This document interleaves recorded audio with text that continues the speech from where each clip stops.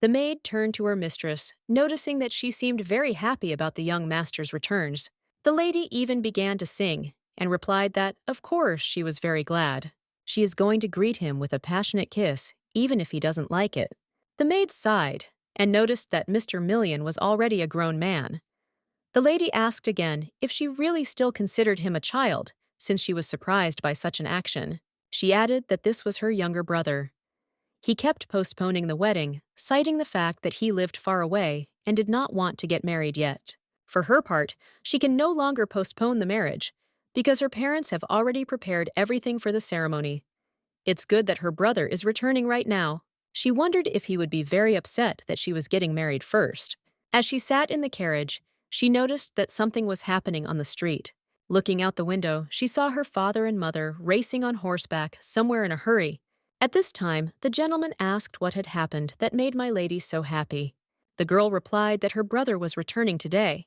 The gentleman assumed that he was returning from the battlefield. She confirmed this, adding that it was also a stunning victory, and that was simply wonderful.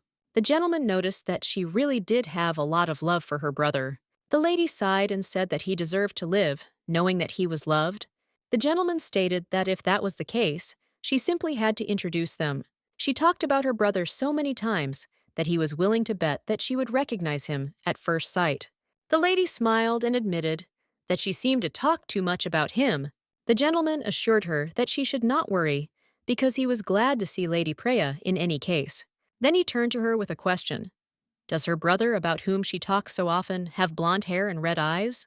The lady confirmed this and added that he had simply incredible eyes. Some people think they are scary because they resemble the color of blood, but she thinks their shade is more like ruby. The gentleman thought for a moment and said that he perhaps understood why people saw something sinister in them.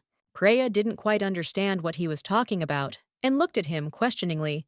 The gentleman explained that he was now looking at him as if he was about to cut his throat. Then she realized that her brother was already here and turned around. Turning around, she immediately jumped up from her chair and screamed his name. At that very moment, she threw herself into his arms, but he did not immediately respond in kind. She asked with delight when he managed to return. Million said that he had just arrived. Then he asked her what she was doing here. The girl was surprised by this question, deciding that he simply had not received the letter. She explained that she had a date and that this man was actually her fiancé. Hearing this, Million was horrified and asked again what she meant. He realized that this meant that she had dressed up for the sake of her fiancé. He looked at her carefully and suddenly extended his hand, letting down her hair. He said he was disappointed that she was trying for someone else, and not for him. Then he took a strand of her hair and brought it to his face. He asked who dared to lay eyes on his sister. Preya didn't understand what was happening and looked at him in confusion. The guy put his hand on her waist and pulled her closer. She told him to stop and not to behave like that, because Gladion was nearby. Million just asked what should he do. Preya pushed him away, saying that she did not understand his behavior at all. Then she asked what was wrong with someone paying attention to her. Million turned around and looked gloomily at her fiancé. He said he was too kind since he hadn't gouged out his eyes yet. Reuniting with her brother turned out to be nothing like Preya had imagined. 5 years ago, she was introduced to her younger brother Million, and they were introduced. Everyone hoped that they would become good friends. Preya decided to treat the boy with sweets. The mother noticed that Pri seemed to like him. The girl gave him her plate of cherries. From the first meeting, she liked him so much that she could hardly contain her joyful squeal. But the guy angrily asked why she gave him her dirty fork. He demanded an explanation. Was she deliberately trying to irritate him? The father frowned, called him a rascal, and asked why he was being rude to his sister. But the girl said that it was her own fault. After all, she had given him the fork she had already eaten with. She apologized to her brother and handed him a clean one. When he started eating, she suddenly thought he was very cute. Watching him, she thought it was simply amazing and wanted to eat like him. But she accidentally choked, and her mother immediately rushed to her. She asked worriedly if everything was okay and decided that she had food stuck in her throat. Mother patted her on the back, and Pri immediately felt better. However, a piece of broccoli flew out of her mouth and landed right in Million's hair. Preya froze in horror, and the guy touched his head, trying to understand what was on it. When he picked up the broccoli and saw what it was, his face twisted in disgust, and he screamed.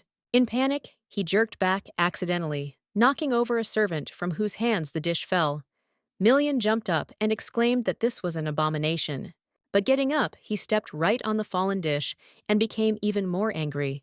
He slipped, lost his balance, and fell to the floor with a crash. Preya ran up to him and asked excitedly if he was hurt. She quickly apologized, but the guy irritably told her to speak more quietly. He stated that in such situations, one must behave as calmly as possible. The girl tried to object, but he was categorically against it. Then she simply said that his nose was bleeding. News of the second wedding of Duke Edmure and her mother, Marchioness Rachel, spread quickly. The newspapers wrote that their romance was a great rarity in the high society of the empire. Many guests came to the ceremony. Previously, her family consisted of only her and her mother, but now she has a father and a brother. She couldn't contain her joy and was incredibly happy at the ceremony. True, she didn't understand why her brother kept his distance. It's been a long time since his mother died.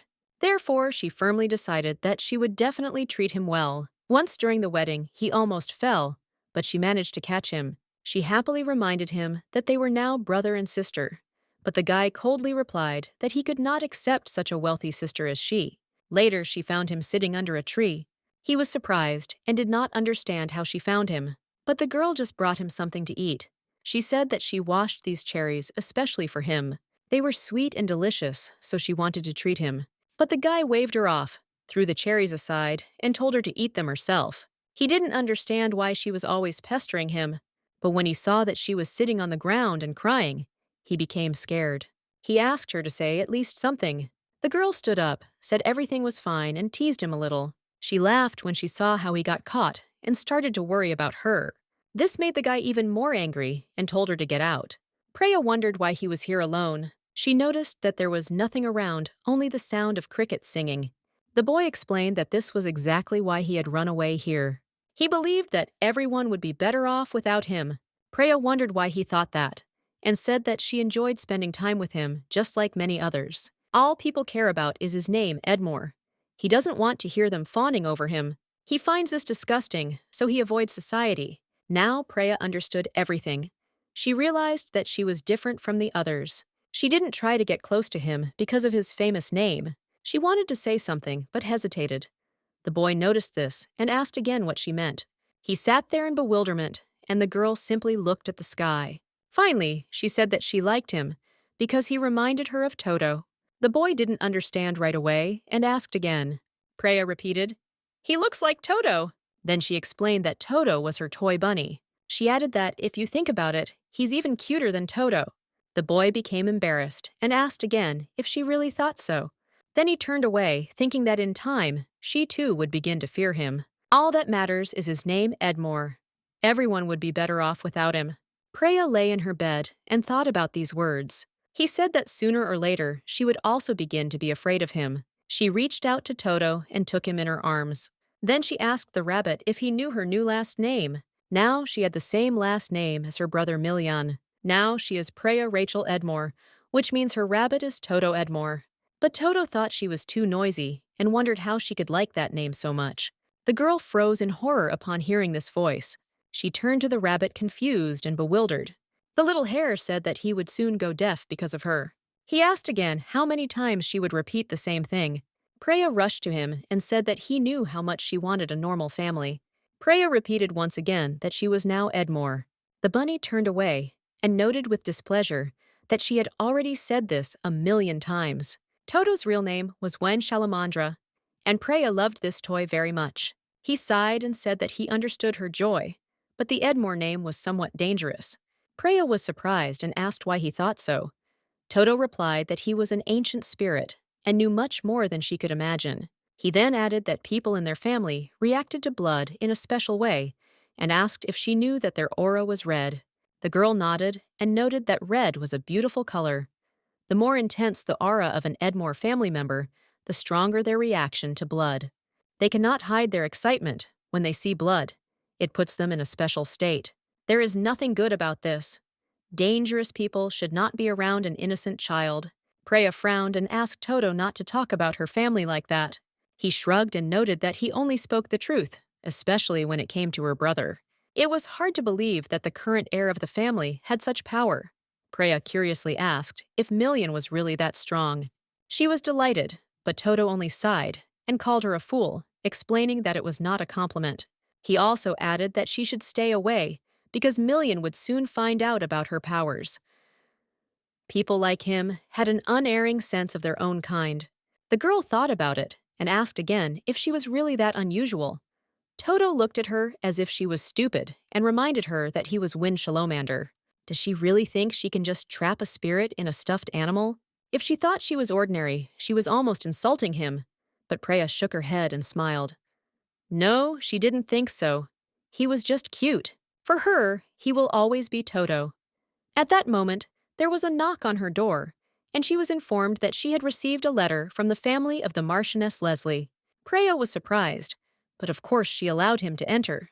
The maid handed her the letter, and slightly embarrassed, noted that she had heard her mistress talking to someone. She thought the girl was probably just playing with a doll. Preya smiled and confirmed that she had been talking to Toto. Of course, everyone thinks she's just chatting with her toy. It's her little secret. In the letter, the girl wrote that she hoped that Preya had already reached her new home and asked if she could visit her tomorrow. She also apologized for what had happened a few days ago. This surprised Preya. The letter had been sent 10 days ago, but it was so short, as if written in a hurry. It sounded serious, so the girl thought about what happened that day. Then she also asked for forgiveness for being late.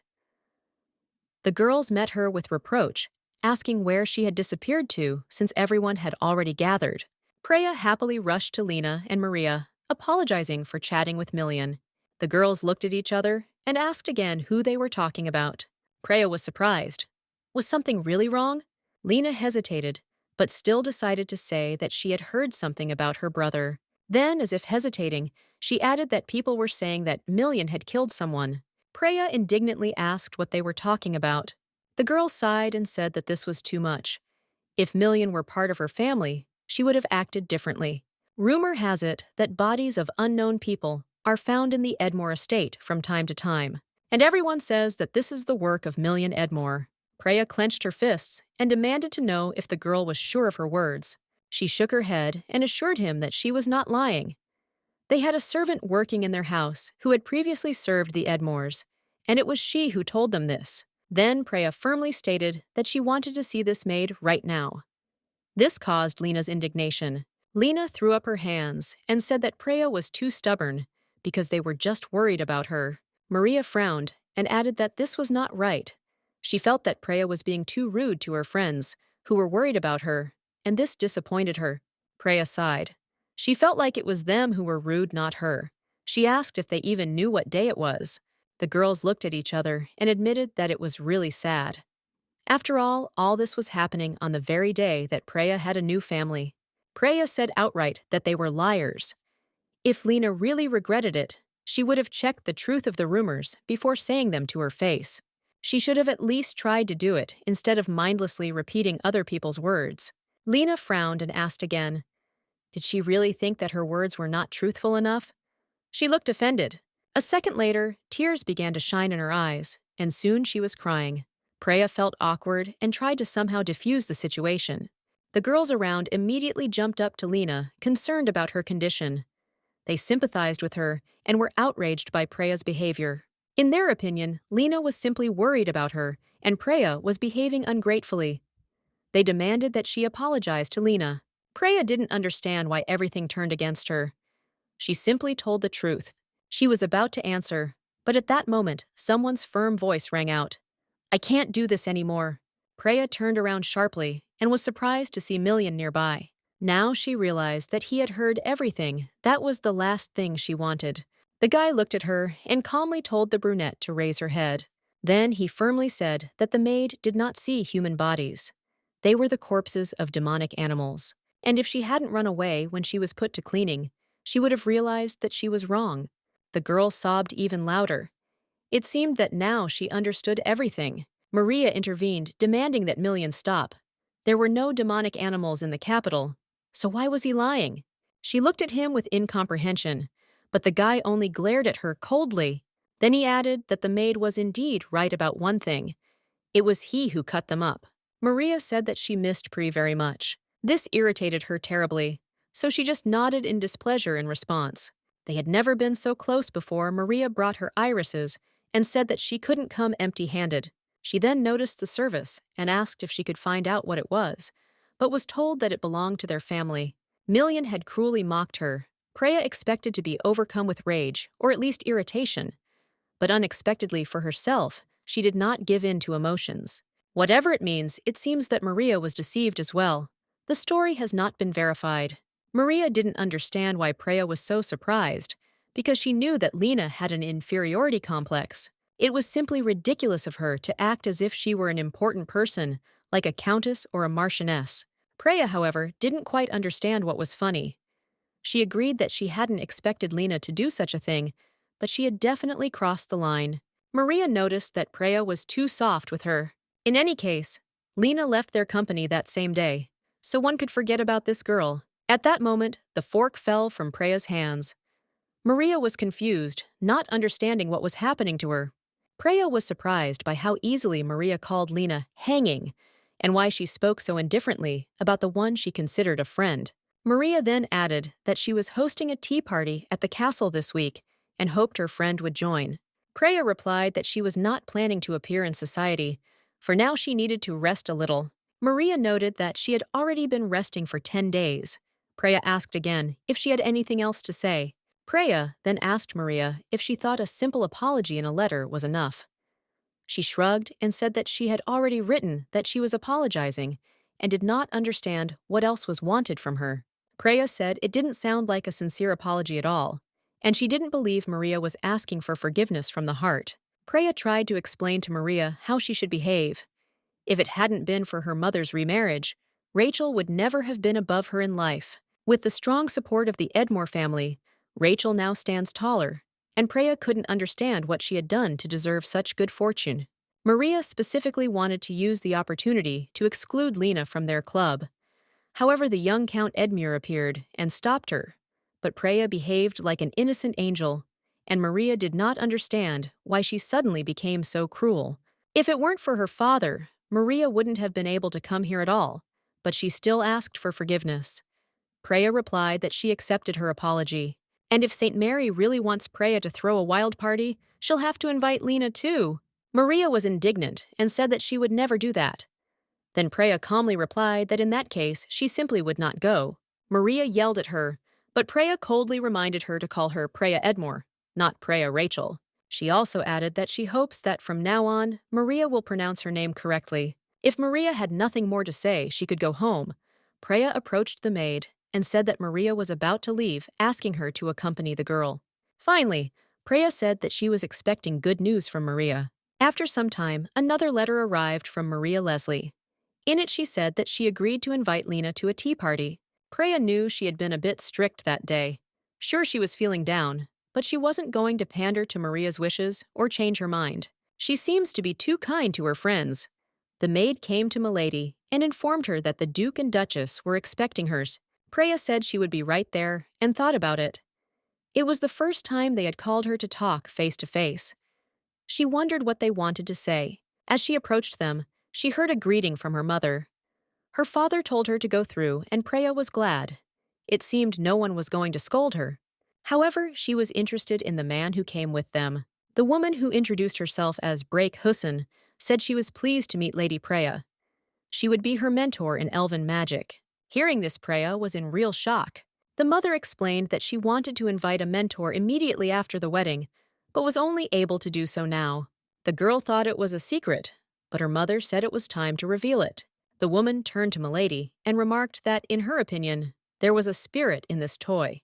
Preya tried to avoid the conversation, but the rabbit told her not to pretend and just ask. She didn't even think that being in a toy irritated him so much. He couldn't hold back and kept talking. The woman asked if she could take him for a while, and Preya agreed. The rabbit began to scream, demanding to be released immediately. It was a wind spirit, but he claimed that he was not just a wind spirit. The woman asked if he was really that old and had been around for centuries. The girl assumed that she had already roughly understood his abilities. Tomorrow she and the lady would conduct the first lesson, but the rabbit screamed that he had not finished yet and began to riot. It was completely unclear what he had done. Preya was shocked. She had never seen a water spirit before. The woman used him to calm the rabbit down a little. Now it was clear why he had a foul smell of rotten water. That meant she was a water spirit. The woman asked in surprise if he was really talking about her. Preya tried to calm Toto down, and the woman tried to calm Marina down. Marina complained that Mrs. Ray was always unhappy with her. The woman apologized to the rabbit for disturbing her. He was surprised and asked how she knew his name. The woman said that times had changed, but she had once been a member of a spirit association and had gathered a lot of information about him. However, first of all, she wanted to disturb him for a while. Preya didn't quite understand what was being discussed, but after the woman's touch, all the fatigue she had been struggling with suddenly receded and a lightness appeared in her body. The woman then asked how long the contract was. It seemed that she was having more difficulty moving around lately and was tripping a lot. Preya wondered how she knew about it, since she was indeed falling more and more often and sleeping a lot. The woman noticed that Preya seemed to have been forcing herself to do this for a long time. Then she asked if the girl was experiencing any discomfort. Preya's soul was purer than that of an ordinary person, so she only felt tired, and her contract with the spirit should not have ended yet. After the contract is concluded, the soul of the person and the spirit are linked. Usually, the contract shortens the years allotted to the person because the powerful energy of the spirit greatly harms the human soul. However, it seems that Sir Wind does everything possible not to harm it. The rabbit agreed that the woman was right. Since Preya knew nothing about such things, all she could do was intuitively build the right interactions. Perhaps she really did have extraordinary abilities. The mother was shocked. The woman noted that they had done the right thing by inviting her. If she had hesitated, their daughter's life could have been in danger. The Duchess suspected that this connection could be dangerous, but she did not think that it was so serious. Now she was thinking about how to attract the attention of the Spirit Association. The woman assured that she was not to blame. People who are not initiated into the secrets of spirits do not realize what a destructive influence they can have. In any case, she was glad to serve the Edmore family. She knew that their request might seem unreasonable, but she was still grateful for their trust and was ready to help. Everyone was counting on her. However, the woman said that there was nothing to thank her for. Frankly, it was even good that they had hidden the young lady's abilities until now. She also asked them not to worry. With her help, Preya could become a powerful sorcerer, and perhaps even the Spirit Association would begin to fear her. Now, he didn't have to hide his secret from Toto, and it was like a weight off his shoulders. Outside the castle, you can't tell anyone, of course, but inside you don't have to pretend anymore. It will seem strange at first, but then everyone will get used to it. She really wanted to tell Million about this, but she had no idea when he would return. Looking out the window, she accidentally noticed a carriage and immediately realized that her brother was there. When he came out, she was delighted and rushed towards him, but the boy remarked with disdain that she should not run. If she tripped and fell again, it would not be very good. But Preya didn't listen to him. Having already run up, she immediately hugged her brother and began to bombard him with questions about why he returned so late. She asked why he had been gone for so long, which made the boy a little embarrassed. He replied that in fact he had not been absent for that long, and she should not interfere in his affairs. She said that it was unpleasant for her to hear this because she had waited for him for so long. But in response, he simply thrust a bundle into her hands. It turned out not to be a briefcase, but simply a package with things, and Preya was immediately delighted. She thanked him, but Million just waved her off, saying that there was nothing to thank her for. He was buying things anyway, so he took something for her on the way. He may not have bought them specifically for her, but he still thought of her in the end. She invited him to go with her, and then suddenly realized that she had completely forgotten to tell him about that very thing. The rabbit was surprised that she remembered only after a day, but she was so glad that Million bought her cherries. By the way, she wondered where he ran off to early this morning. She also asked him if he thought he would be leaving again soon. It was so hard to see her brother's tired face. The servant informed the lady that Brake was already here and asked her to follow him. There was no light here, so she had to be careful. Preya wondered why they were going underground when they had a garden that was specially made for training. It was spacious, protected, and smelled nice of herbs. Wasn't there enough space? She felt like a real explorer because it was dark and cool all around, and the walls were smooth as if they had been polished by magic. The rabbit was panting and muttering something about the lack of fresh air. The man said that this place is directly connected to the Edmore Castle. The young master trains here. Freya was surprised to hear this. Did Million really come here to train? Brake calmly noted that something like this was to be expected from the Edmores. It took a lot of mana stones to create such a space, and the family had plenty of them. They made a fortune from it. The girl wondered, if they had the opportunity, they could ask Lang about everything connected with this family. Freya thought about it, because he obviously knew more about the Edmores than he was saying. The man confirmed her suspicions. He had been working for them for many years, and could explain everything they needed. After that, he added that he needed to leave for a while, but to call him when they were done. Brake decided that before she began training, she would show Pri how to interact with spirits. She made a smooth hand gesture, and something like ripples of water appeared in the air. The water spirit appeared, looked at the girl, and said with a slight smile that she had heard about her great soul. It seemed that many spirits had been following her lately, as if something was attracting them. However, Toth was indignant and immediately ordered the water spirit to leave. He said with an offended look that he was the only spirit of Freya. The girl thought. She really had never seen other spirits. The water spirit thought she was just guiding the other spirits. However, the rabbit insisted that there was no other choice in this case. If the child signed the contract without preparation, he would die. The water spirit mockingly remarked that someone here resembled an old man who had lived too long.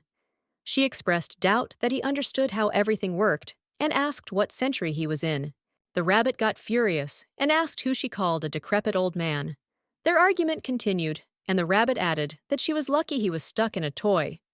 Otherwise, he would not have restrained himself. Brake tried to intervene and told Marina that she was not there to start a fight. But the water spirit did not even listen to her words and continued to ignore her. Brake asked Milady how she first met the rabbit. The girl replied that it happened on a cold day when she was walking through the forest of Israel, watching the autumn leaves. Suddenly, a strong wind blew, and it was at that moment that Toto spoke. It was in the dawn days of the wind spirit's power. Brake thought that the girl might have said the key word unintentionally. Freya thought about it and admitted that she didn't remember anything about that moment. Brake explained that such words can be difficult and that the main word leaves an imprint on the spirit, but only she remembers it. There are currently no spirits who could know this word. To be more precise, it is hidden and cannot be found or understood, even if one tries. Prey's stuffed rabbit asked what the strange word meant before he fell asleep. He was deeply absorbed in learning the meaning of words and wanted to understand what it could mean.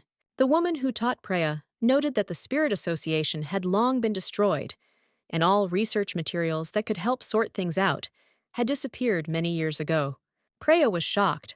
The only words that ran through her mind were apple cider and lemon cider. She wondered if she should drink lemon cider after her workout, not knowing what was in store for her. Rabbit asked again if the Spirit Association was some kind of spiritual faction.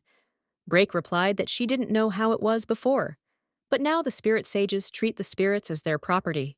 During the research, a new theory was discovered. The first study was devoted to how to protect spirits from humans. This discovery became the basis for future actions in the spirit world. Previously, spirits and spiritual kings often became victims of magicians who used their powers. If spirits were previously protected, then over time they began to be subjugated and bound. But the situation changed. Many researchers tried to leave the Spirit Association, but those who remained did not hesitate to destroy them and eliminate any threats, including research materials that could expose them. The rabbit admitted with horror that the world had gone mad. He had been asleep for a long time, and now he could hardly understand how much the world had changed. Preya was almost sent to one of the most dangerous places, which frightened him. The wind spirit, whom Rabbit called an old man, said that he did not understand anything about the modern world. Preya felt that this was due to the association of spirits and realized that this was indeed a bad place. The water spirit confirmed that if she encountered anyone from this association, it was best to stay away. The association was clearly targeting her spirit, and she had no doubt that this place was dangerous. Preya realized that the Spirit Association was a really bad place, but Brake suggested leaving all that behind. It was important to learn how to work with spirits, and to do that, you need to start with training. Preya declared herself ready after a few hours of training. Brake praised her, saying that she had done well, and that was enough for today. Preya was proud of herself for her successful start. The rabbit noticed that Preya was very tired, having given it her all. The girl admitted that she had tried too, but still did not understand what she was doing wrong, because her communication was wrong. Preya said that she understood that it was a cure for fatigue. Just then, Million, her brother, came up to her. He was nearby, but she did not notice him at first. Preya was very surprised to see her brother, although Million himself did not even pay attention to her at first. He only politely asked what she was doing there. The girl told her brother that she hadn't seen him all day. She left everything else for later, specifying that she was just training there. She was still a little confused. Preya immediately ran to Million, but he quickly stopped her, telling her not to come closer. He was covered in the monster's blood, and the girl froze, not knowing how to react. Preya was shocked to realize that her brother, still a small child, could handle such a monster. Million explained that he was drunk on blood now, and that changed everything. The spirit rabbit noted that he needed to think about how to stop staring so defiantly at the blood. Even monsters had their limits, and this seemed to be irritating him greatly at the moment. Million said that he was right in his guess, and added that it was clearly a spirit. Everything became clear, and he immediately realized that this was not just a rabbit. Preya asked in surprise how her brother knew the rabbit was a spirit. Million replied that he often heard a strange noise in the wind, and this clued him to the true nature of the creature. The rabbit noted with some satisfaction that he had expected such a reaction from the Edmore family. His slightly strong senses allowed him to easily guess that this was not just a toy. He greeted the woman who trained Preya. She greeted him back and remarked that they hadn't seen each other for a long time. This was clearly not a coincidence, since they hadn't met for a long time. The boy said he had to go, but Preya tried to stop him. She felt her heart clench and couldn't get rid of the thought of his loneliness. It wouldn't leave her. He ignored her words and walked away. Preya wondered why her brother always looked so lonely. There was always that look in his eyes, like something unsaid. Back in her room, Preya carefully placed the stuffed rabbit on her bed. At that moment, the toy came to life and asked if she really wanted to go where she was going. Preya began to prepare.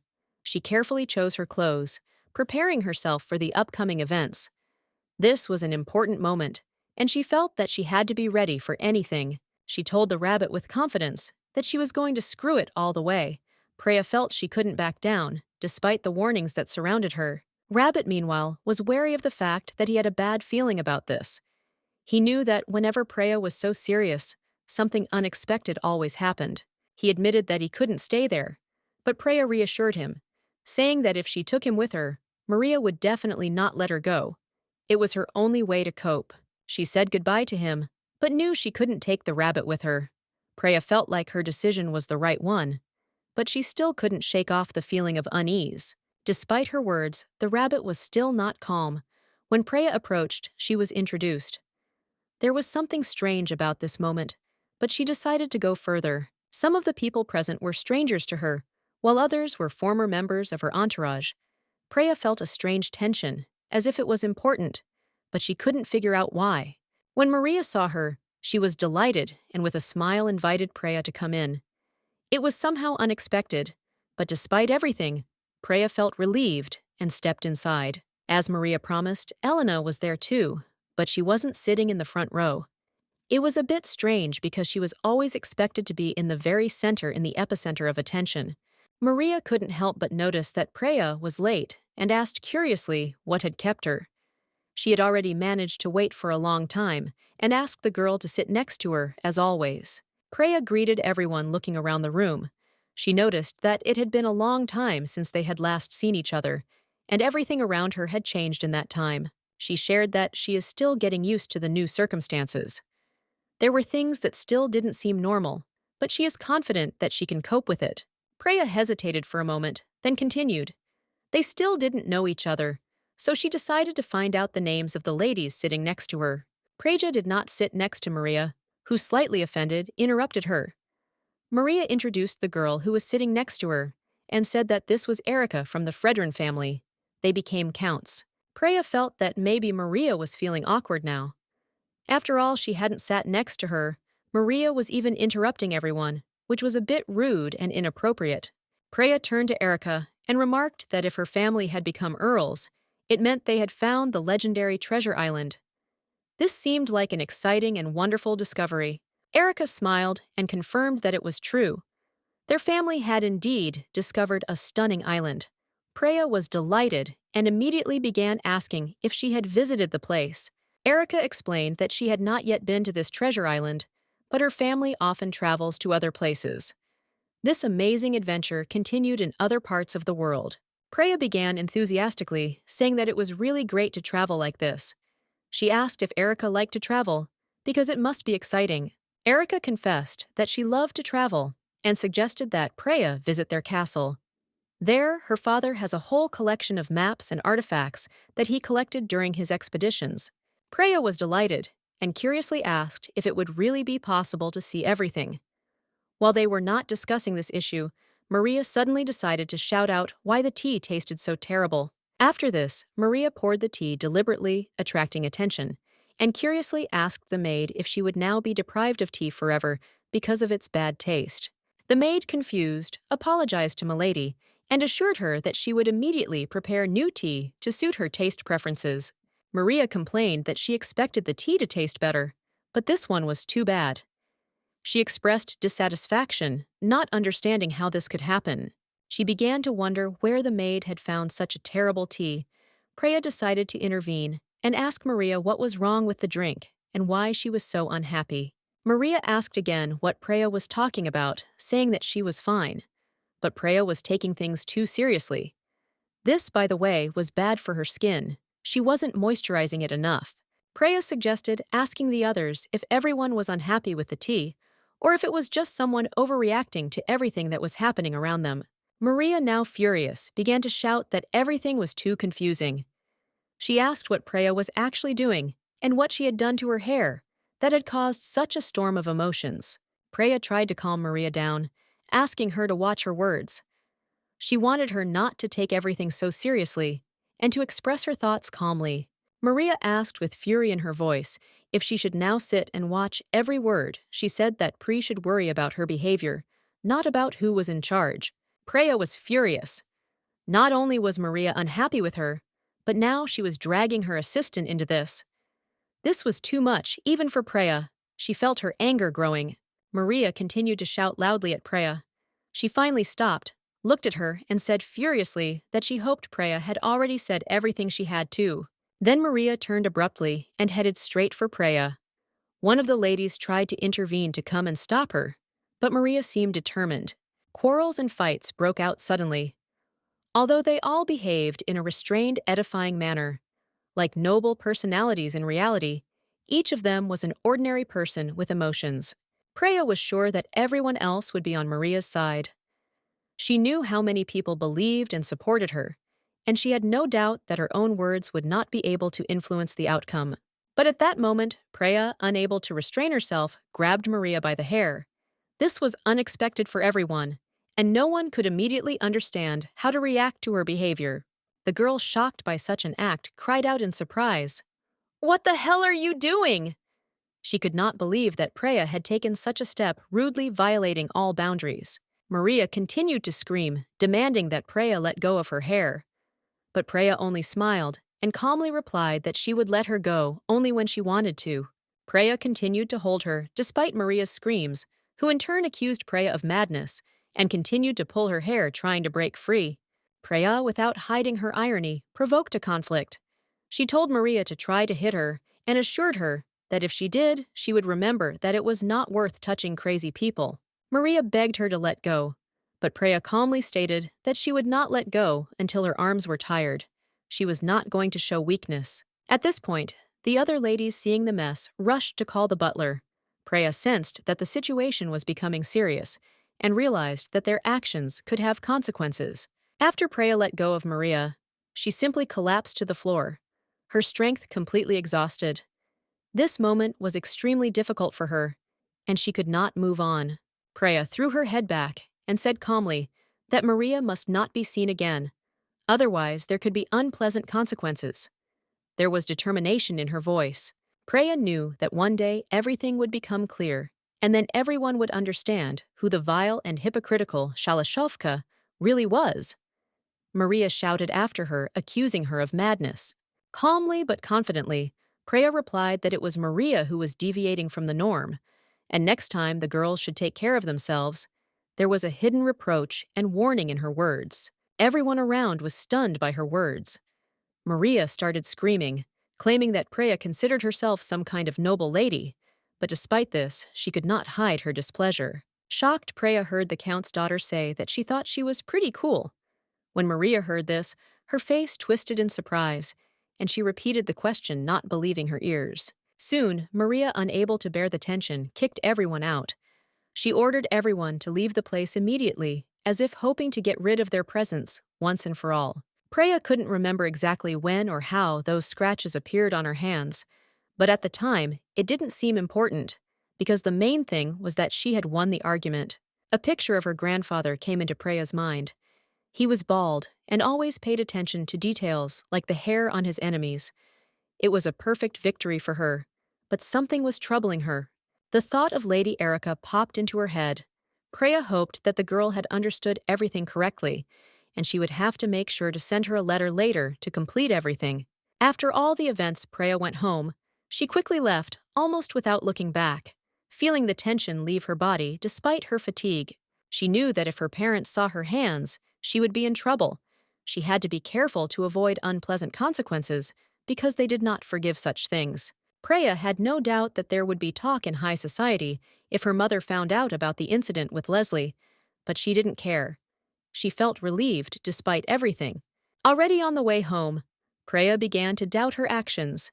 Maybe she did the wrong thing because her anger was too strong, but at the same time, she could not stop thinking. Preya decided that she needed to quickly find some ointment in her room and head back to her room.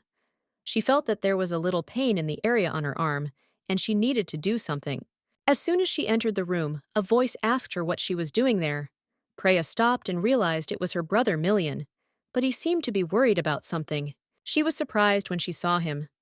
Milian was standing in the doorway, his face full of excitement. He looked like something was bothering him, and he was obviously looking for his sister. Milian started to cry when he noticed that she had hurt herself somewhere. Preya quickly hid the wound, saying that everything was fine so that he wouldn't worry. She didn't want to worry him more than necessary, but Milian immediately noticed something strange. He said that he came here because he smelled his sister's delicious scent, and it somehow made him wary. Preya couldn't understand what he was talking about. The girl looked at him in surprise and replied that she had not worn perfume today. However, Milian clarified that the smell he was smelling was not from perfume, but from blood. This confused him. Preya was even more confused, not understanding how blood could smell good. She didn't know that her blood could make her brother feel that way. It all felt a little off. Preya laughed a little, saying that if someone saw that look, they would think they were going to be eaten. She couldn't understand how blood could be connected to something so strange, but she still decided to ask Milian what brought him here. He answered with a smile that he just came as if nothing unusual had happened, but his gaze was still tense. When Preya raised her hand, Milian noticed something that immediately put him on guard. He fell silent, focusing on her hand as if trying to figure out what was going on, but not knowing how to properly respond. Preya quickly ran up to him and screamed that his hand was all bloody. She was in a panic and couldn't believe her eyes when she saw how badly her brother was hurt. Preya looked around and noticed that there was a bloody sword nearby, which could not help but attract her attention. It was cut and had clearly been used in battle, which left questions. Milian told her not to touch the sword, to which Preya, looking surprised, asked what it was. She thought the sword belonged to him, but her assumptions were wrong. The boy quietly explained that Edmaries were not so easy to kill. Preya could not help but notice that even if he remained alive, he would definitely receive serious injuries and would take a long time to recover. She continued to ask him about what he had been doing and what had happened to his hand. She noticed that he looked strange and nervous, clearly trying to hide something important. Milian replied that he was fine and that he just needed to wait a little.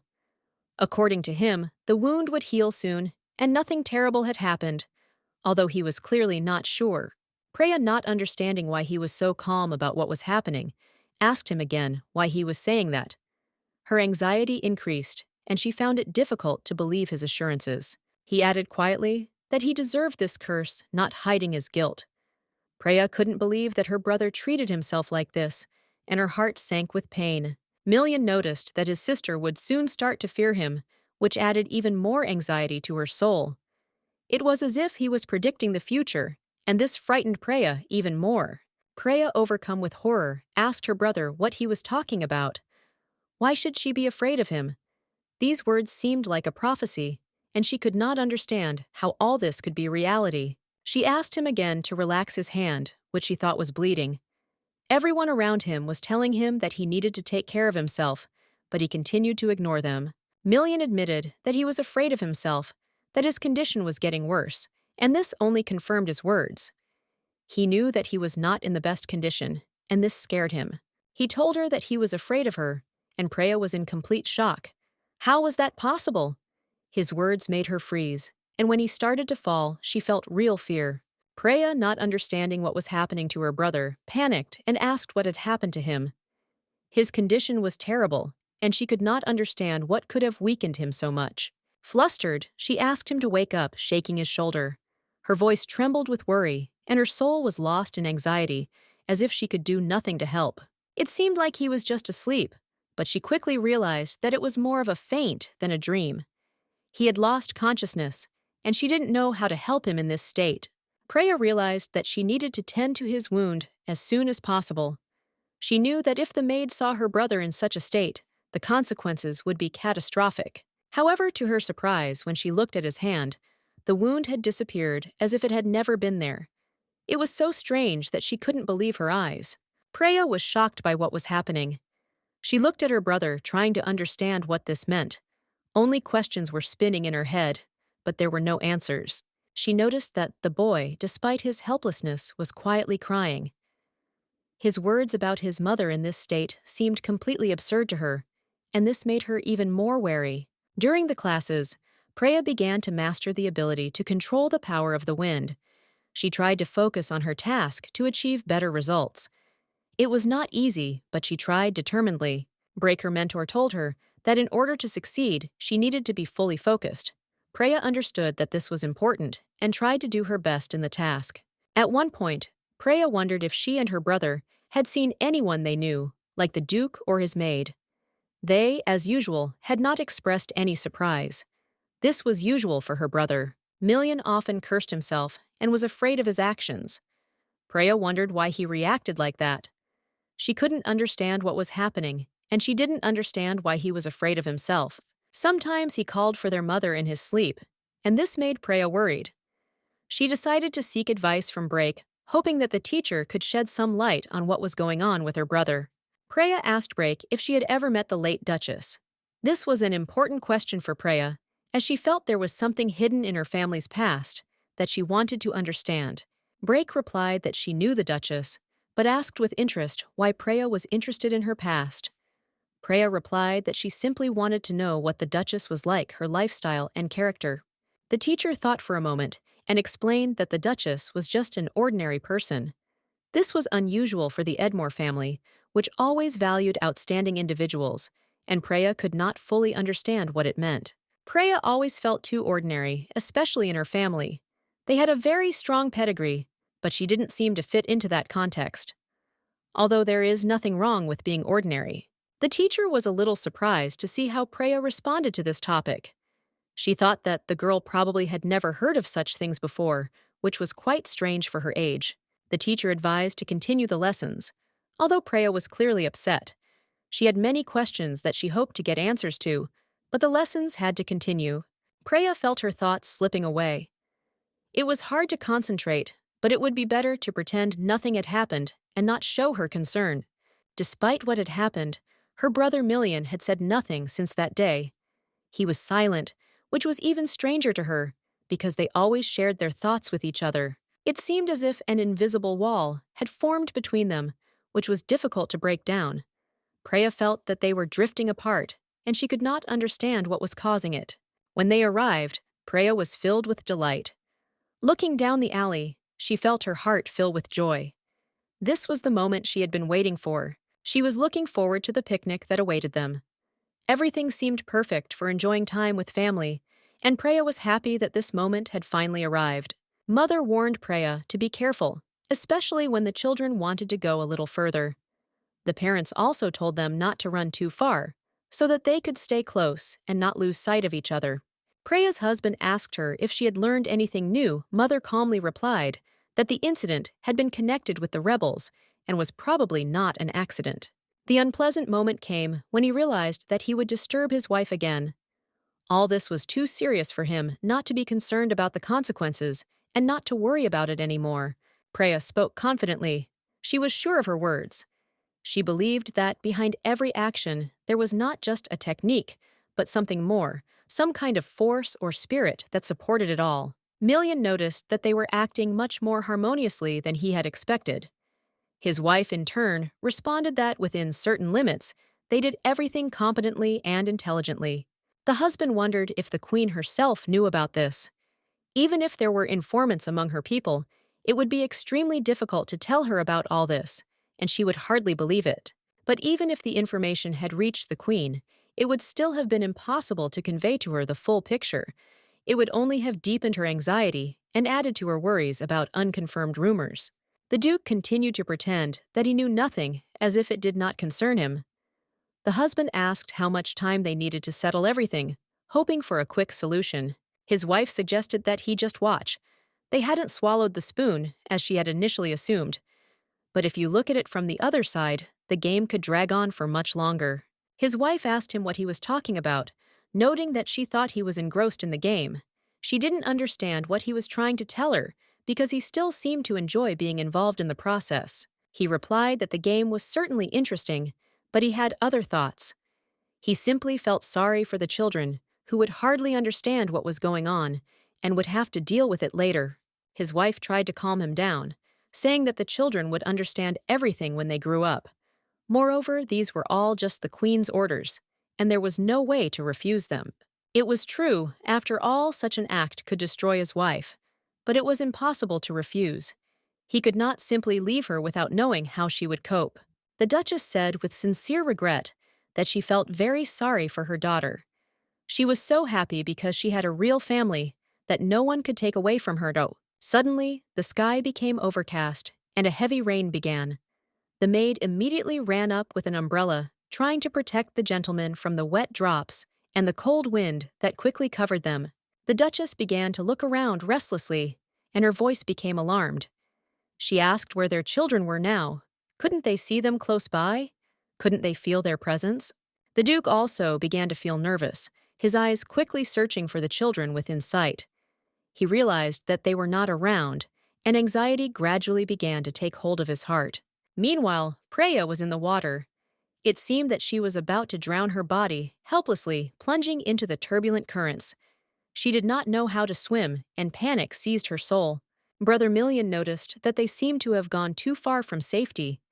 He felt that they should not have gone so far, but it was too late. Preya was in a panic, screaming, not understanding what was happening to them. Her screams echoed throughout the surrounding area, but she could find no answer to her fear and confusion. When they left Vlad, they found an abandoned house. Its walls and roof were already old, but it could be a good shelter from the rain. Preya suggested hiding there. They sat under the eaves of an abandoned house, trying to shelter from the rain. Water dripped from the roof onto the ground, creating the feeling that the whole world was now in a cold and dark element. The feeling of cold was growing stronger. The rain did not stop, and the drops cold as ice penetrated their clothes. They tried to warm themselves, but nature was stronger than their efforts. Million said with surprise that he thought that was exactly what she wanted. Rain and cold that could force them to seek shelter and be alone in silence under the protection of the old house. Preya was shaking all over, and she couldn't understand why so much.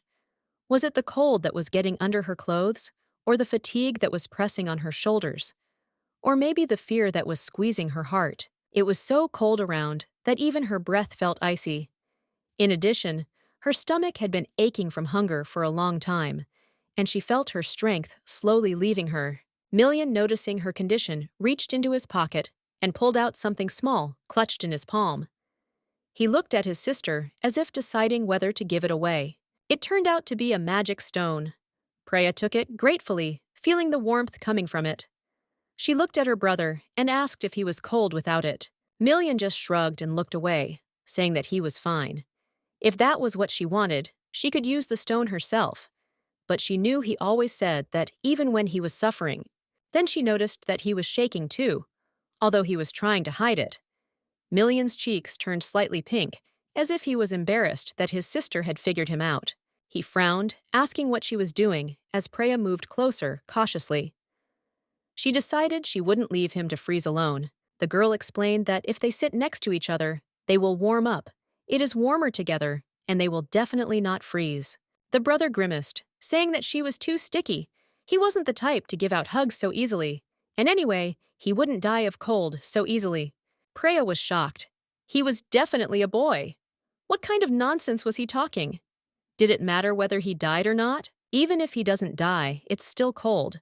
How can you just endure it if there's a way to make it at least a little warmer? Million just sighed and said he was simply stating a fact he wouldn't die. But Preya was irritated that he spoke of death so easily, as if it meant nothing.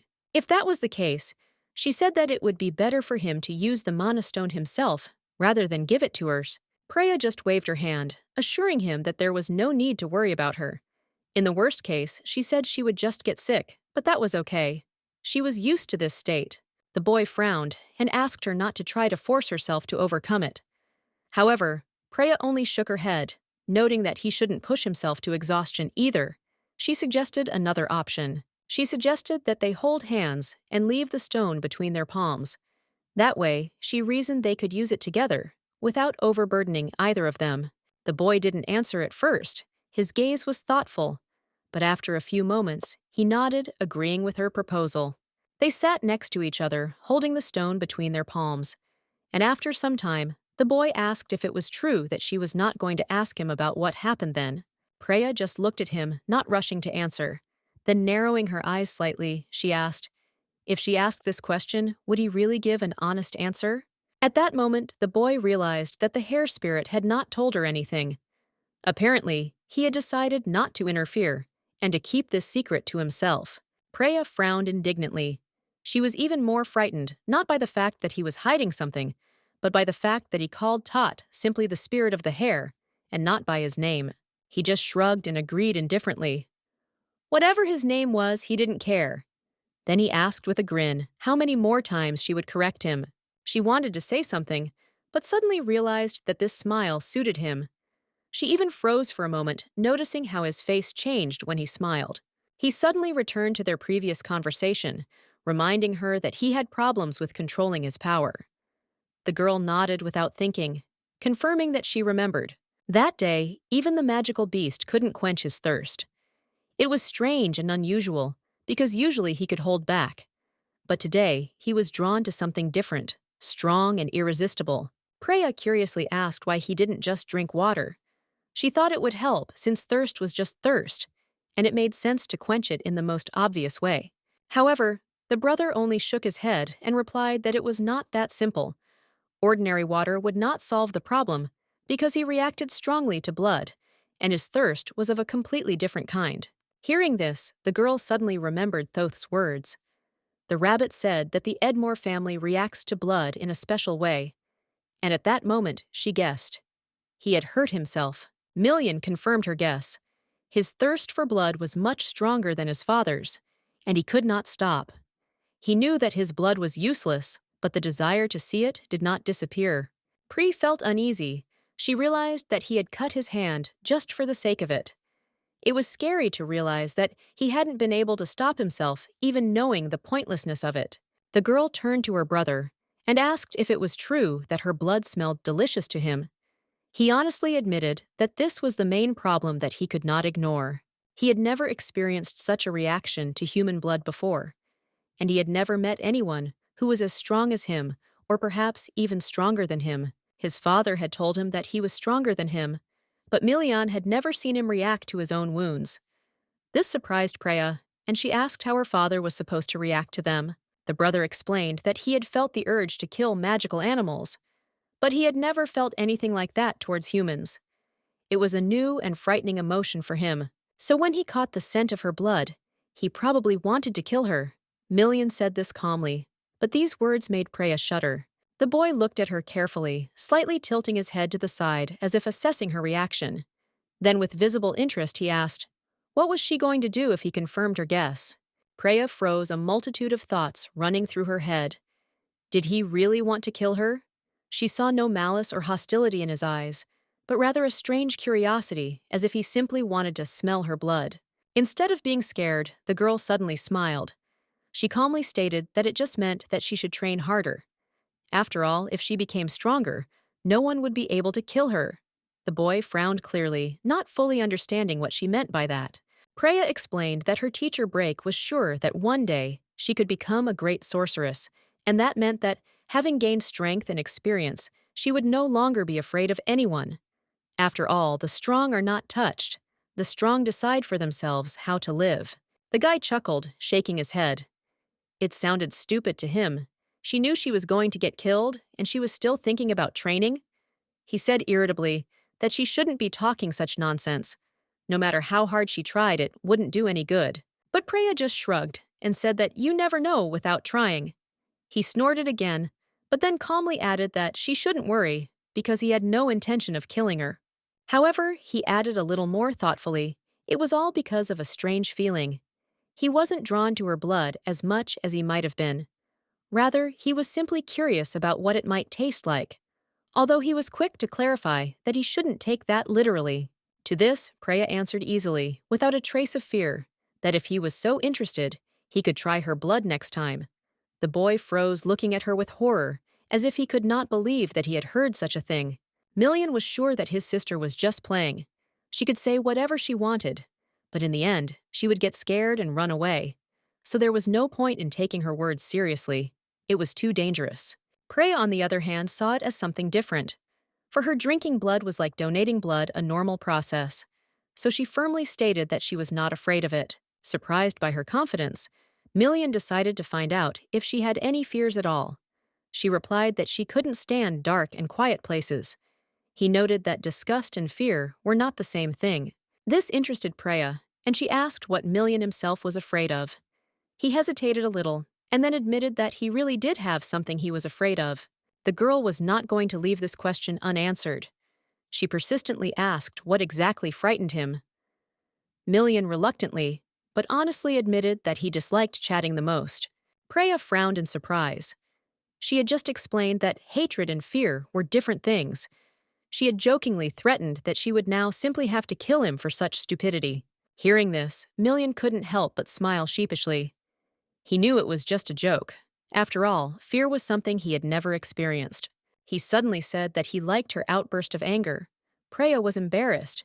She did not expect this.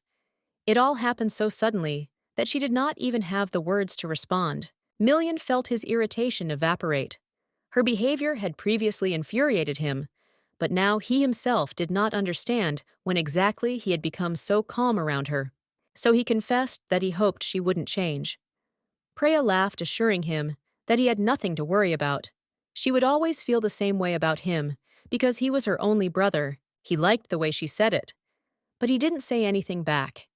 He just remembered the feeling of warmth that suddenly enveloped him. However, he noted to himself that he had never thought of her as a sister. The words came out unexpectedly, but it seemed he had been prepared for this admission. Preya was confused, not understanding what he meant. Weren't they family? Why was he talking as if there had never been any kinship between them? They hadn't yet had time to sort out their feelings when they suddenly heard someone scream. It was the maid who was looking for them. Their hide-and-seek was over. Million quickly stood up and said that it was time for them to go back. But Preya suddenly felt that she did not want this moment to end and tried to hold on to it. His words came back to her mind. If he didn't consider her a sister, then who was she to him? The thought made her heart clench with anxiety. She didn't want to believe that she was the only one who saw him as a family. What if it was different for him? The thought haunted her, making her feel lonely. Years passed. In her room, she sat by the window, looking at the roses. One careless gesture, and a thin thorn pricked her finger, leaving a drop of blood. At that moment, a familiar voice rang out. Preya's heart jumped. She hadn't heard it for so long that now hearing it, she felt real joy. Million suddenly looked at his sister and noticed that a drop of blood had appeared on her hand. His voice sounded calm, but his eyes showed a faint interest in what had happened. Preya stepped closer, raised her hand and smiled slightly, asking if he wanted to try. Her tone was playful, as if this was some kind of fun, and she didn't see anything strange in it.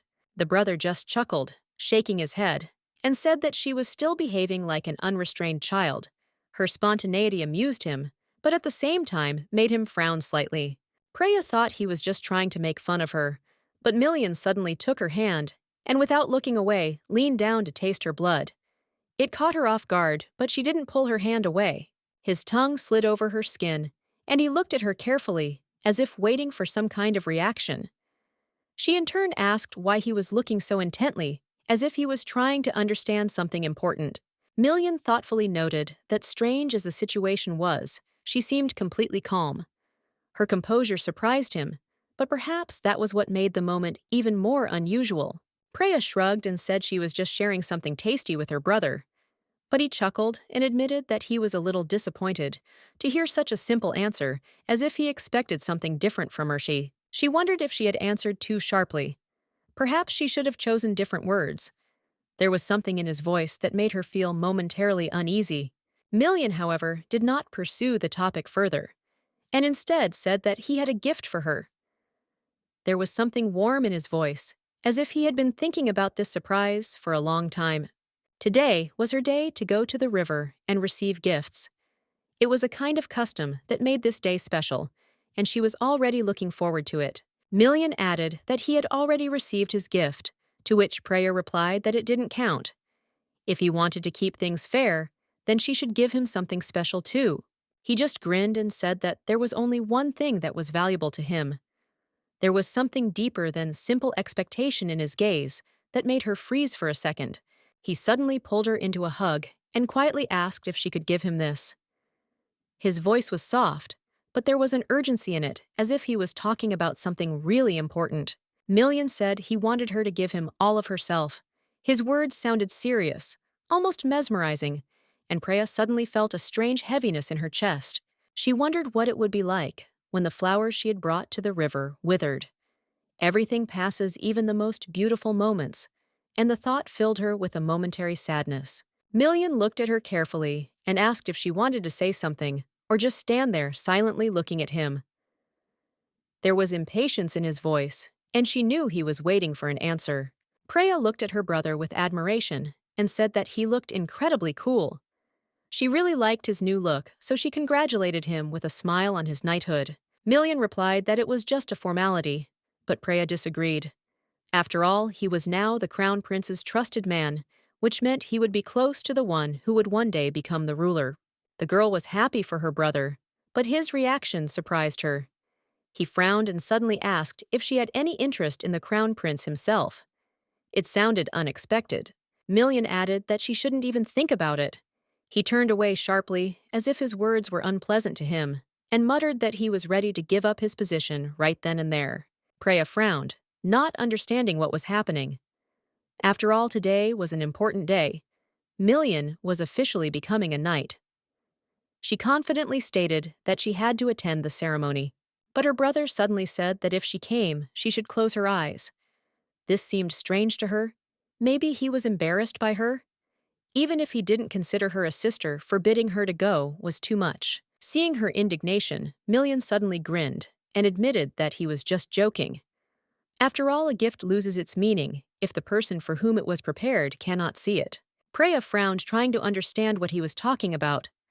What other gift?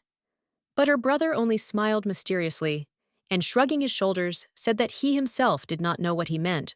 She said that it was time for him to go, now reminding her not to be late. Then she said goodbye to him, feeling that this moment had become important, and a little sad for her.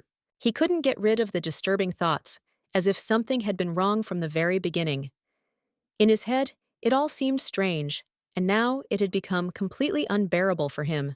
Toto, who had turned into a wolf during these days, was still wary. He was loyal to his mistress, and believed that she should stay away from people like her brother. The wolf, watching the girl closely, noticed that she shouldn't accept gifts from strangers, especially from someone like him, but she, without thinking, said that it was her brother, and everything changed. The wolf advised her to say directly that she did not like it. The girl turned to the lady and noticed her reaction. She simply remained silent, not giving any obvious reaction to the wolf's words. She confessed that she had expected nothing from him except that he would always consider her a stranger. She knew that he had other goals, and there was no room in her heart for hopes for good intentions. The wolf added regretfully that it must have hurt her. He advised her to take off the pin, but the girl did not understand what it meant and could not understand why it was so important to him. The lady, with a quiet sigh, said that it was the first gift from her brother, and she did not want to lose it. She asked the maid to help her prepare for the ceremony, where everything might change. The initiation ceremony is a significant moment when every young man who reaches the age of 18 officially becomes a knight. This event is celebrated with great fanfare and is eagerly awaited by everyone. On this day, members of noble families become knights. The emperor personally selects several young men with special abilities, appointing them commanders in the army. This is an important event. Noble knights form platoons. Million became a knight, not because of his family power, but because of his outstanding abilities. This attracted attention and earned him respect. Preya had heard that the bloodline was checked very carefully. Her brother would definitely become a Phoenix Knight, since he had such connections with his family. She thought that would explain a lot to her. Preya's parents arrived at the imperial palace, where the ball was to take place. The anticipation of this event brought them great pleasure. Everyone was anticipating the incredible moments of the celebration. She ordered flowers and buttons for the cuff. Preya wondered who would attract attention at the ball, her or her brother. The girls discussed how they had traveled across the country for this event. Rumors were circulating that the chance to see the knights would not come again. Preya had already received an oath from one of the knights, and she was proud of that moment, but there was still something mysterious about that promise. A quarrel began in conversation with the other girls, but Preya decided to ignore their words. She thought about the tradition of the oath, but her brother never mentioned it, which aroused her curiosity. Preya wondered to whom her brother Million would swear an oath. At that moment, she heard her maid, who was also wondering to whom her brother was going to offer his oath. The lady was surprised that the maid was familiar with this tradition. Then she began to tell that some noble knights offer their hand and heart to ladies during this ceremony. Other knights were also going to follow the tradition and make proposals. It was already known to everyone. It was like a symbol of honor and respect, which became obligatory for many. Recently, knights have started proposing to their relatives if they don't have lovers. Perhaps Million will decide to propose to his mistress if that happens. The girl thought that she was unsure of her feelings, and her thoughts about romance were slowly coming into order. Perhaps her brother had not even heard of such a tradition, and this confused her. She noticed that even if Million knew about this tradition, he didn't have a girlfriend, and his family didn't seem to even accept it. This added uncertainty to his intentions. To be honest, Preya can't remember her brother ever dating anyone. His work took up all his time, and sometimes he would see friends, but these meetings were short-lived. The maid said that everything was about to begin.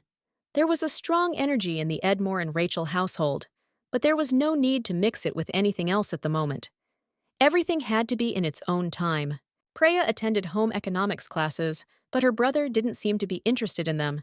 He didn't care what she was learning or how she was doing it. When Preya heard the trumpets, she saw her brother in the crowd. As expected, he was in front of everyone. He noticed her gaze and smiled happily in response. It was so nice. Preya was simply delighted by his reaction. But she was a little embarrassed, because all the knights around began to make their proposals to the ladies, and the atmosphere became even more solemn.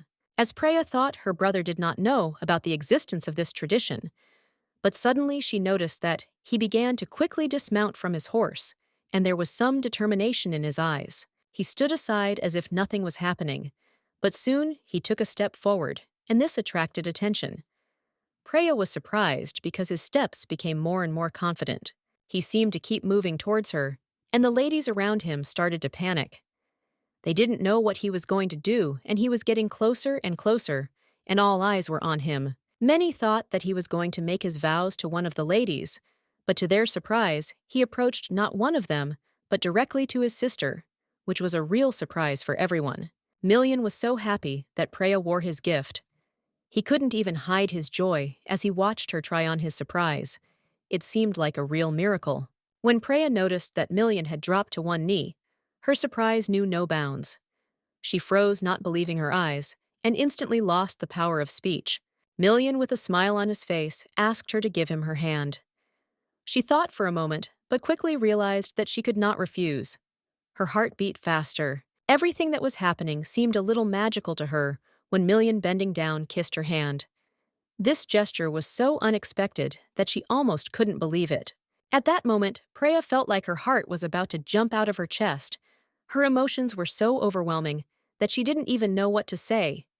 It was a moment she couldn't have dreamed of. Preya looked at her brother and could not understand why he was suddenly making an oath to her. It seemed strange, illogical, because she had not asked for anything like that. What kind of oath? Why, where did such seriousness in his eyes come from?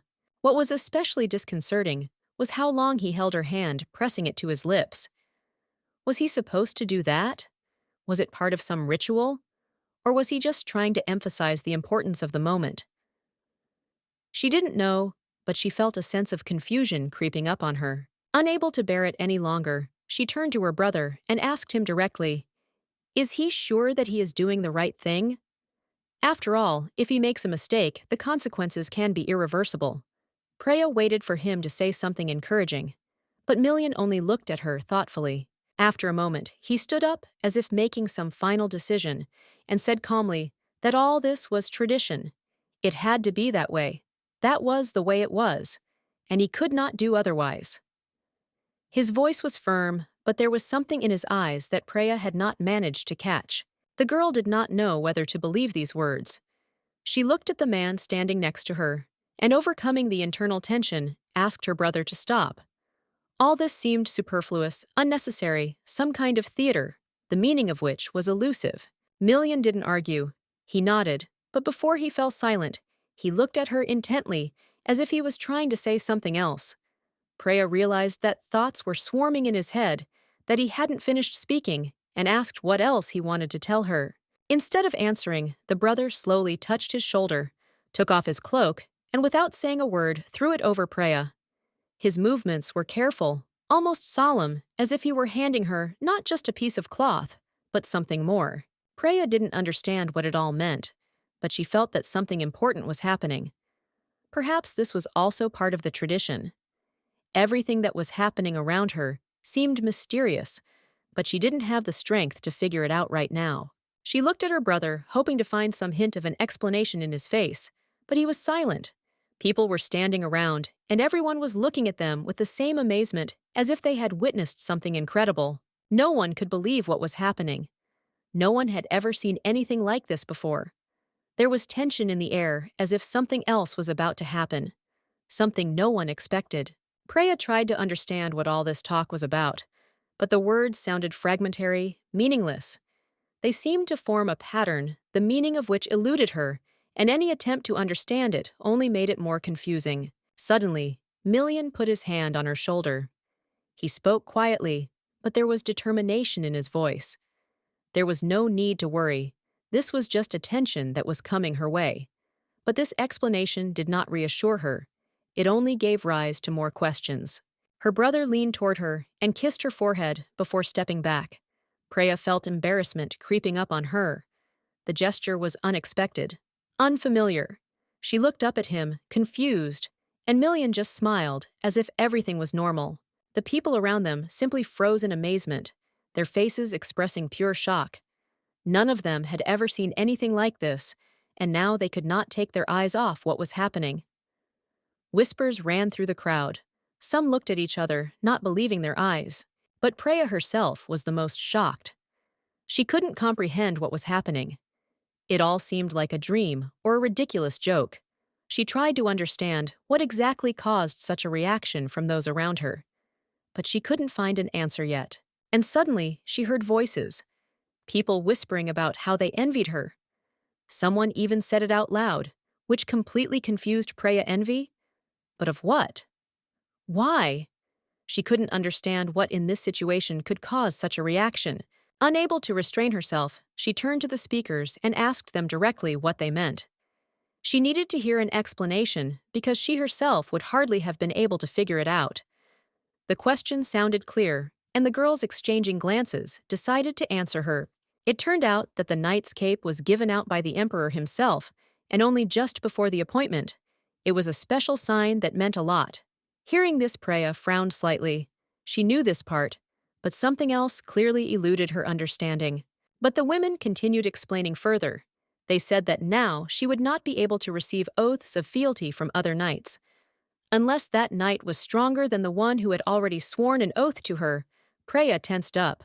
This already sounded rather strange. Another lady added that such a rule was connected with the duel. If someone wanted to swear an oath to her, he would have to fight her current knight. After all, the cloak symbolized that this lady now belonged to him. Preya could not believe her ears. It shook her to the core, but she didn't want to show her confusion. Pretending to take the information calmly, she simply decided to continue. She had too many questions right now, but it wasn't time to sort them out yet. Preya couldn't understand what was going on in her brother's head when he decided to do something like that. How could he do that? What was he thinking? Confusion flashed in his eyes. Irritation rose in his chest. It seemed impossible. She had already drained her 5th glass of ice water, but she still couldn't come to her senses. Her thoughts were confused. Her heart was beating faster than usual.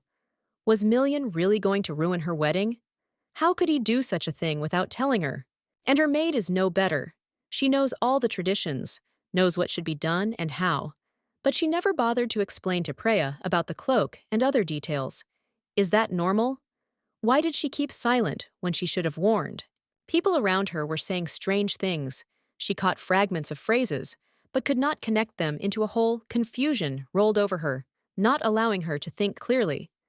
The maid noticed this and tried to hold her back, but Preya only frowned more. She turned her gaze to the lady and, lowering her voice a little, asked what she was going to do if Million really dared to make such a proposal.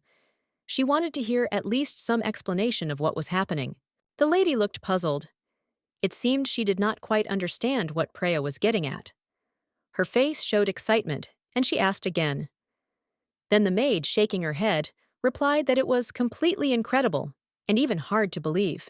Yes, they were not blood relatives, but they had spent the last 8 years together as brother and sister, and the same life awaited them.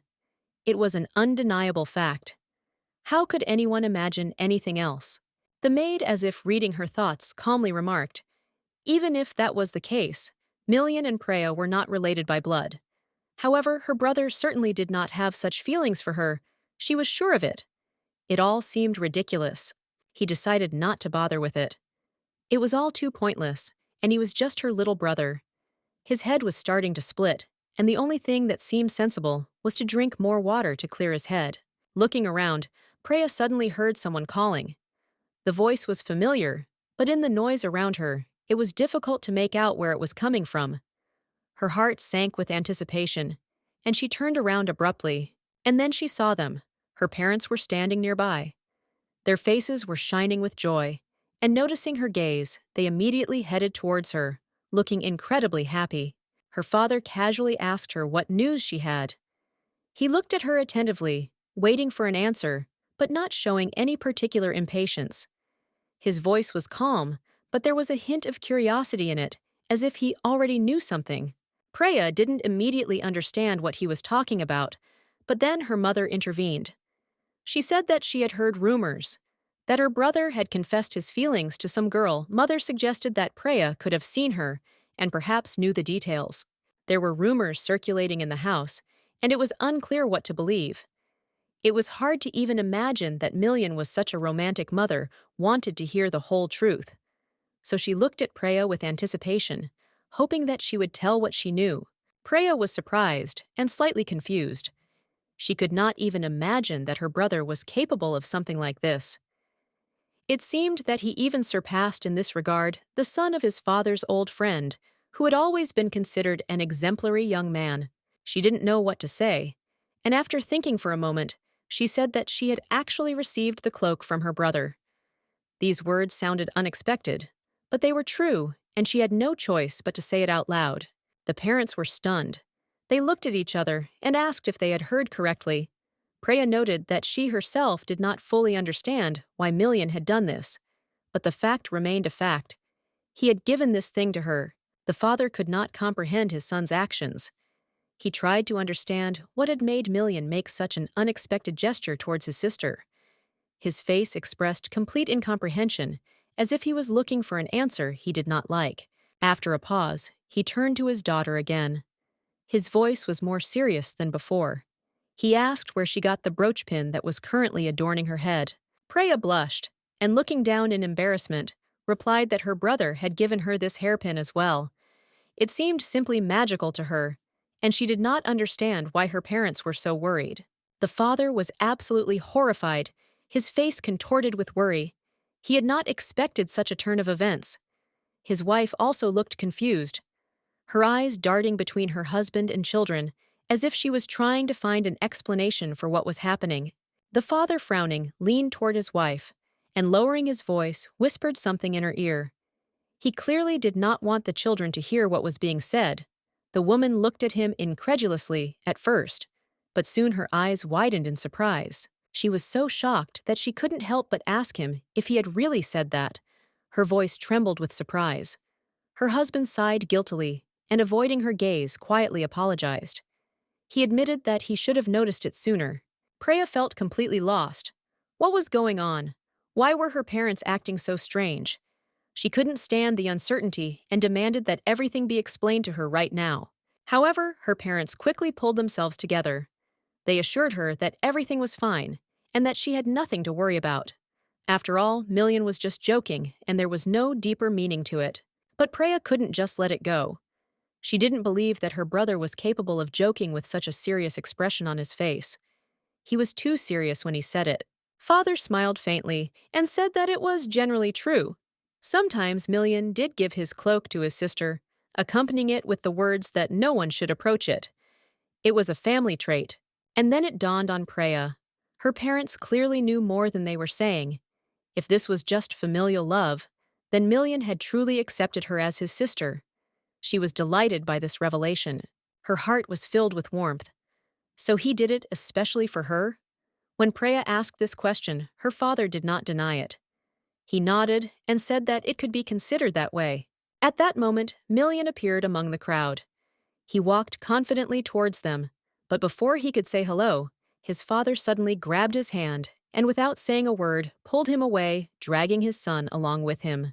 Preya and her mother left the house in complete confusion, not understanding what was happening. Why were they forced to leave so suddenly? What had happened? Everything was happening too fast, leaving them without answers. The wife noticed that she and her husband had something to talk about, but she tried not to escalate the situation. She asked her daughter not to worry and to take her mind off things by trying the cake. There was a softness in her voice, but also some anxiety. Preya, hearing this, remembered that she once adored cherries, but now she was no longer that little girl. However, her mother insisted. Even if the taste had changed, she still liked cherries because they were something familiar. The father turned sharply to Million and asked point-blank what he had done, but the boy only smirked and pretended not to understand what was being said. His smug expression only made the father angrier. Father couldn't stand it any longer and raised his voice, demanding that he stop pretending to be innocent. He was talking about the cape, and Million knew exactly what he was talking about. There was no point in pretending not to understand. Father wasn't going to tolerate it. Million shrugged and noted with a slight grin that it seemed like everyone already knew. But his father wasn't going to believe the rumors and wanted to hear it all from him personally right now. He looked his son in the eyes and asked him a direct question. "Is this true?" Million nodded, confirming that everything was as his father thought. His voice did not tremble. He was absolutely calm. The father tried to get through to his son to understand whether he even realized what he had done. But in response, he saw only stubbornness and cold indifference. Million really didn't understand what the problem was. He and Preya weren't even blood relatives, so why did it matter? But his father was adamant. It didn't matter. To him, Preya was still his sister, so there could be no wedding. Million thought for a moment.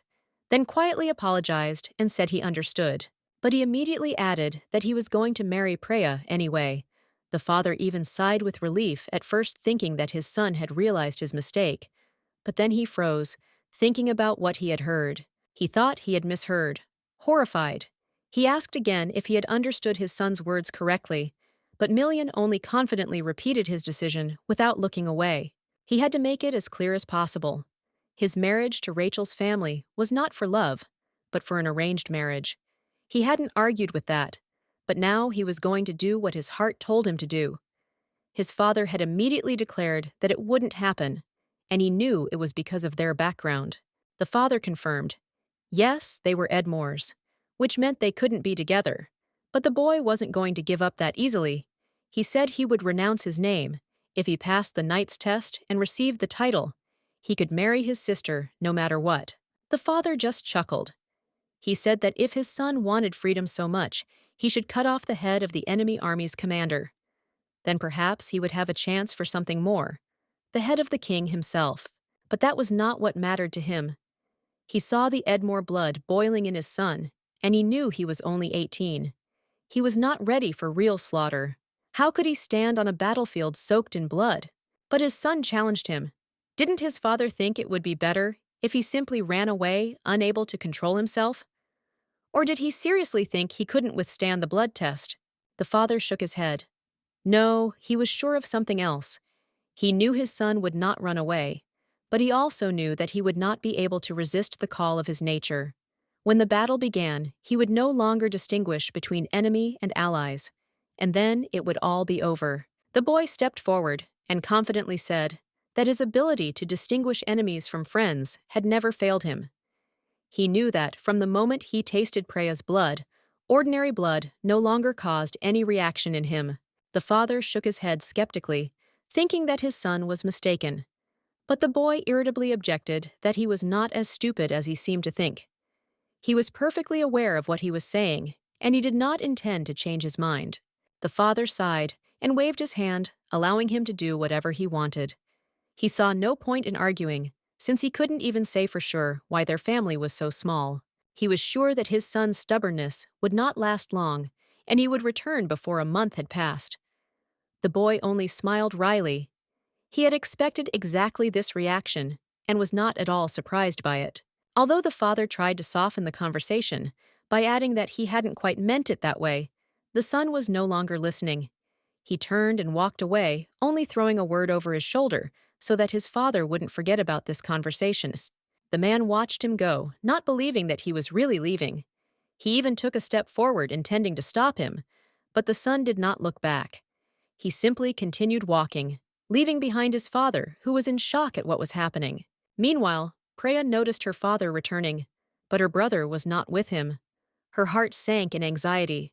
She clutched the small bundle to her chest, the gift she had so wanted to give to Million, and realized that she had to hurry now. But suddenly, she heard someone calling her. The voice was unfamiliar, and Preya froze, trying to see who was speaking. She did not understand who it was, and looked in his direction warily. A knight stood before her. He said in a calm voice that the commander was waiting for her. There was no haste or threat in his tone, just a dry statement of fact. Preya perked up. Perhaps Million was waiting for her. She was delighted, deciding that her brother wanted to meet her in person. Maybe he had some important news for her. Most likely he couldn't come earlier because of the crowd. She assumed that this guy had also just joined the Knights today and wasn't used to the rules yet. Her suspicions were confirmed, but suddenly she realized that darkness was already gathering around them.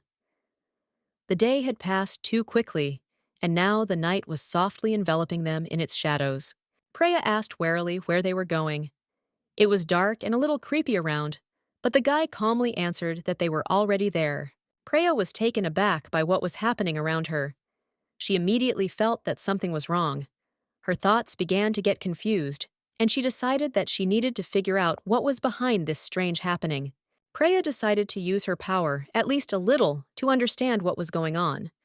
But as soon as she concentrated, her gaze was drawn to a boy standing nearby. His appearance confused her, but she continued to watch. The guy was very nice, and he was happy to meet Angelica. She was like a bride to him, and he was genuinely happy to see them. His happy behavior confused Preya a little. She couldn't understand the whole situation. He began asking her for Urki, which turned out to be pieces of his heart. Preya, surprised by his request, could not quite understand what he meant. Everything that was happening seemed strange, and even a little absurd. This guy suddenly knelt down right in front of her. There were musicians around, and the girl herself could not comprehend what was happening. The whole scene was so unusual and unclear that Preya did not know how to react to it. Confused, Preya turned to the knight and asked him directly if he had really said that Million wanted to see her. Her words sounded distrustful, because everything that was happening seemed too strange and unusual. The knight asked again if he really said that it was not Billion who was waiting for her. The guy who proposed to her looked puzzled and did not recognize his bride. He was clearly confused. The girl, noticing his confusion, explained with slight regret that apparently there had been a small mistake and she had been called here by accident. She felt how awkward it all had become. It seemed like the proposal he was about to make was ruined, because suddenly a girl appeared calling out to Billion. Joy flashed in the boy's eyes as he saw her approaching. She looked incredibly happy, and the moment they met was full of emotions. The knight was also happy, not hiding his joy, when he saw how Billion eagerly greeted Angelica. After they met, everything started to look like in the movie. They started kissing, the knight, feeling awkward, asked Preya for forgiveness, as if it was his fault that everything went wrong. Preya, smiling a little sheepishly, said that nothing terrible had happened. She even wished them a good time, but her words sounded a little stupid, since she did not quite understand what was happening. But since the place was really beautiful, she decided that she could just take a walk. It was not just a walk, but a chance to enjoy nature and the forgotten silence that reigned around. On days like these, it was rare to have a chance to see the palace and its surroundings. So Preya decided to take a leisurely stroll. The wind gently swayed the leaves, and her footsteps sounded soft against the calm atmosphere. During her walk, she noticed many fireflies dancing in the air, and her heart filled with joy. These little lights seemed almost magical, and she couldn't help but smile. Preya heard a sound behind her, and at that moment, she decided to turn around to find out who was there. She felt that someone was watching her, and it became curious for her. When she turned around, there was a guy in front of her with black hair that shone slightly against the light, and eyes with a golden tint, which gave him a mysterious and slightly mystical look. The girl thought he might be royalty and quickly introduced herself. She apologized for her curiosity, explaining that she just wanted to enjoy the view. He said he didn't mind and invited her to stay. Preya thanked him, but she was tormented inside. On the one hand, she was grateful for the permission to stay, but on the other, she was tormented by the thought that she could not leave because he was a member of the royal family. The fireflies around her were twinkling with such beautiful lights that she couldn't take her eyes off them. It was a sight that caught her attention, and she happily continued to enjoy the moment. Then the guy, not wanting to remain in the shadows, turned to her with a question whether the ball was really fun and exciting, asking her impressions of how the evening went for her. Preya replied that the ball had been very fun and eventful, and that she had enjoyed herself immensely. He seemed to understand her feelings, telling her that he had sat surrounded by flowers, and that had seemed a little strange too. Preya felt that the situation was becoming more and more awkward, and was impatient for it to be over. She tried to hide this feeling by pretending that she had to leave. But then the guy spoke again. He said he wanted to walk with her a little longer, and then he would leave too. Preya was a little surprised, but decided not to object, hoping that it would not last too long. The girl tried to calm him down, telling him that he shouldn't worry, but the boy didn't agree. He held out his hand, inviting her to follow him, and there was something soft and confident in his eyes. He added that they would see each other again, and smiled as if this thought reassured him. Preya did not know what to answer, but she felt a little embarrassed by this moment. He repeated again that they would definitely meet again. Preya was taken aback by his confidence and felt her cheeks flush slightly with embarrassment. She suddenly extended her hand in response, and their palms met in a strange but warm gesture. It was unexpected, and they both felt a little nervous. A month later at lunch, Preya was very pleased with herself. She felt that a lot had changed in that time, and she was proud of herself for how she had handled the situation. Million noticed that Preya was in a good mood and thought that she probably remembered something funny. But the girl said with a smile that Erica was returning today, and this made her happy. Preya was not quite sure who this man was, although she thought he might be the traveler.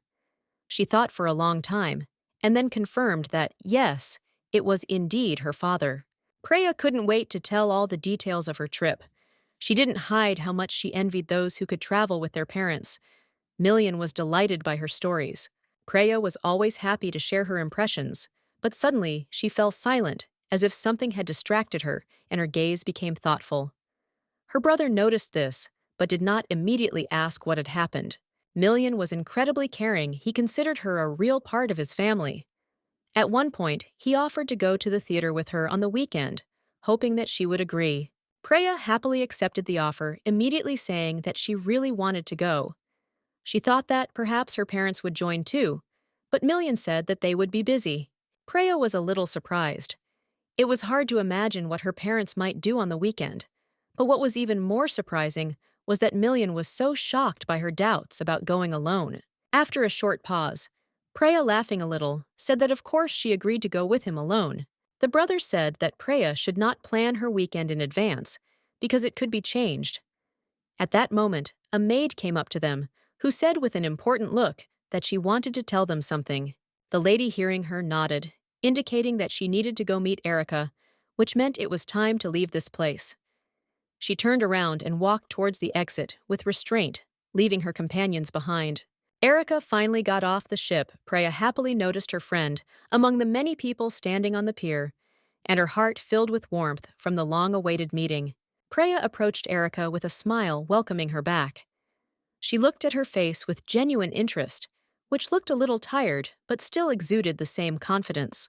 They started talking, and Preya couldn't help but notice how tanned Erica was. Preya joked that perhaps her friend had used the cream she had given her before leaving. Erica chuckled and confirmed that the sun was indeed merciless. However, she had one more surprise for Preya, a gift she had brought back from her journey. When they were finally inside, Erica handed Preya a gift. She said it was for her friend, without giving any further details. Preya looked at the box with interest and accepted it.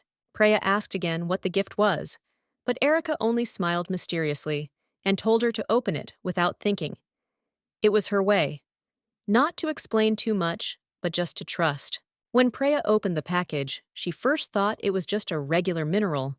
But Erica explained that her father said there was a spirit in the stone, which added to the mystery of the gift. Preya felt something subtle that made her think of an ancient tribe that once lived in the jungle. She believed that a god could actually live in the stone, as many in the past believed. In ancient times, the tribe believed that spirits could be born from various objects, and those who worshipped them perceived them as gods. This mineral was one of such symbols. Erica smiled and added that it was indeed possible. However, she had found the mineral by accident and did not know what to do with it. Knowing that Preya could communicate with spirits, she decided to give it to her. Preya thought about it and suggested that the spirit the ancients worshipped might be the same age as her own spirit Toto.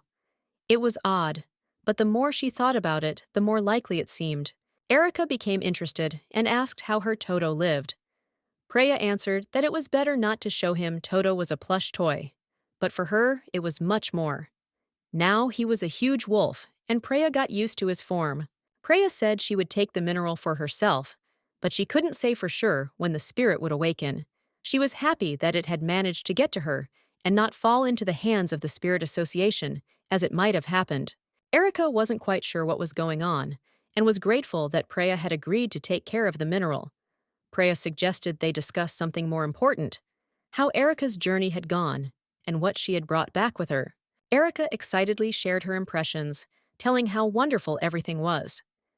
After Erica left Toto, the stuffed rabbit noticed the mineral and immediately became interested in it, his attention drawn to the unusualness of the object. Toto carefully asked Preya what kind of mineral it was. Preya replied that it was a rare object that had been given to her. She invited Toto to look at it carefully, explaining that the mineral came from the jungle where it was found. Preya confirmed that the mineral was indeed found in the distant jungles of Kohokoho, which were far from the empire of Eros.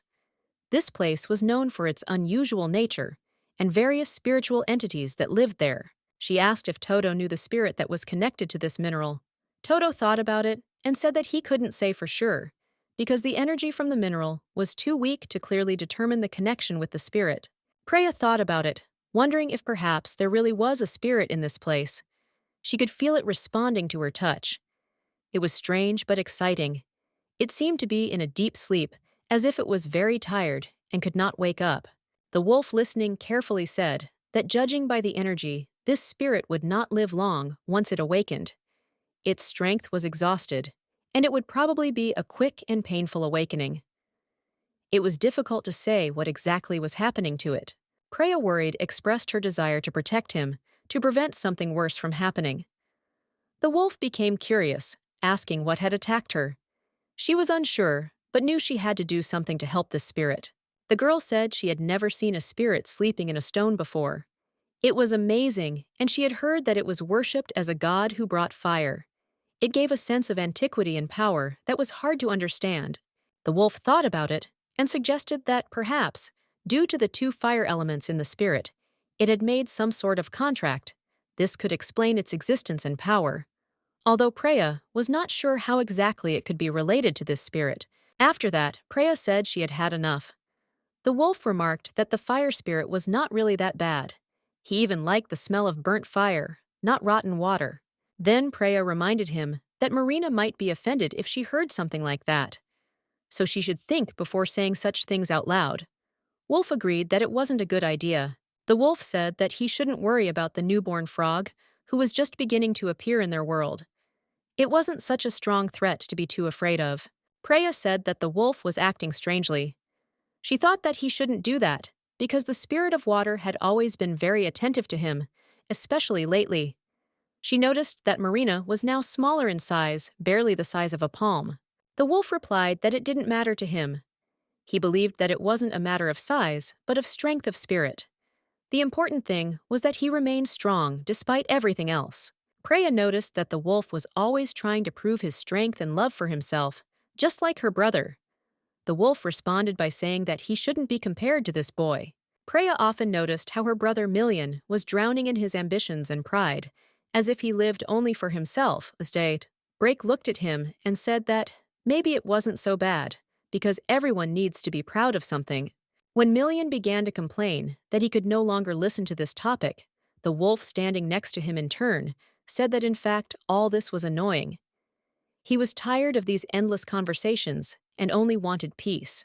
Million suddenly noticed that Preya was in a good mood. He noted this, and the girl, smiling, replied that it was because of the upcoming trip to the theater. All this anticipatory joy created an atmosphere of lightness and happiness. Break smiled and remarked that it had been a while since she had seen her like this, which was nice. Preya winked and said that she should go out more often to stay in that mood. It was truly refreshing. As soon as they stepped outside, Preya thought that her brother had probably already booked seats at the theater. Her expectations were realistic, because she was sure that Million would not forget about such important things. Million noted with a grin that Preya was as lazy as many others, hinting at her past habits. He was always ready to make fun of her, but it was not always pleasant, especially when it came to something important. Preya immediately realized that he was hinting at how she had once forgotten to book tickets. Her eyes dimmed for a moment, but she quickly pulled herself together, deciding that she would not give in to his provocations. She frowned and said she didn't want him to say that. Preya asked directly, "When was that?" With a challenge in her voice, trying to assert her rightness and put an end to this discussion once and for all. He decided not to talk about it, and she, noticing his silence, asked how things were going with the Knights. He thought for a moment, but answered that everything was fine. The girl continued her question, asking him if he thought Million had accepted his proposal. Their relationship was unconventional, and she was sure that everything would end well. Million, slightly embarrassed, did not quite understand what she was talking about. He asked who she was addressing such questions to, since he had difficulty grasping the meaning of her words. The girl smiled and explained that she had been invited to this by chance, but she had told him everything she knew anyway. It had not been planned, but she felt that she needed to share the information. Million was really surprised and chuckled, noting that something was always happening to her. He didn't know what to expect from her next actions since she was always the center of attention. She in turn admitted that she almost ruined the relationship and said that it was extremely unfortunate. It was a lesson for her, but such situations could not leave her indifferent. Her brother looked at her seriously and advised her not to follow just anyone next time. She, without losing her composure, replied that there was no need to say that because she was strong enough to handle it. The guy said that he had already warned her. She should follow someone because she was weak, but in fact, he did not say that he was just trying to explain that she should be careful and not be alone. The girl couldn't understand what he was talking about, and he continued that it was because there were those who would want to fight her. She thought that the correct answer would be one where he would no longer leave her alone. He calmed her down and told her not to worry, because if she got into trouble, he would come to her aid immediately.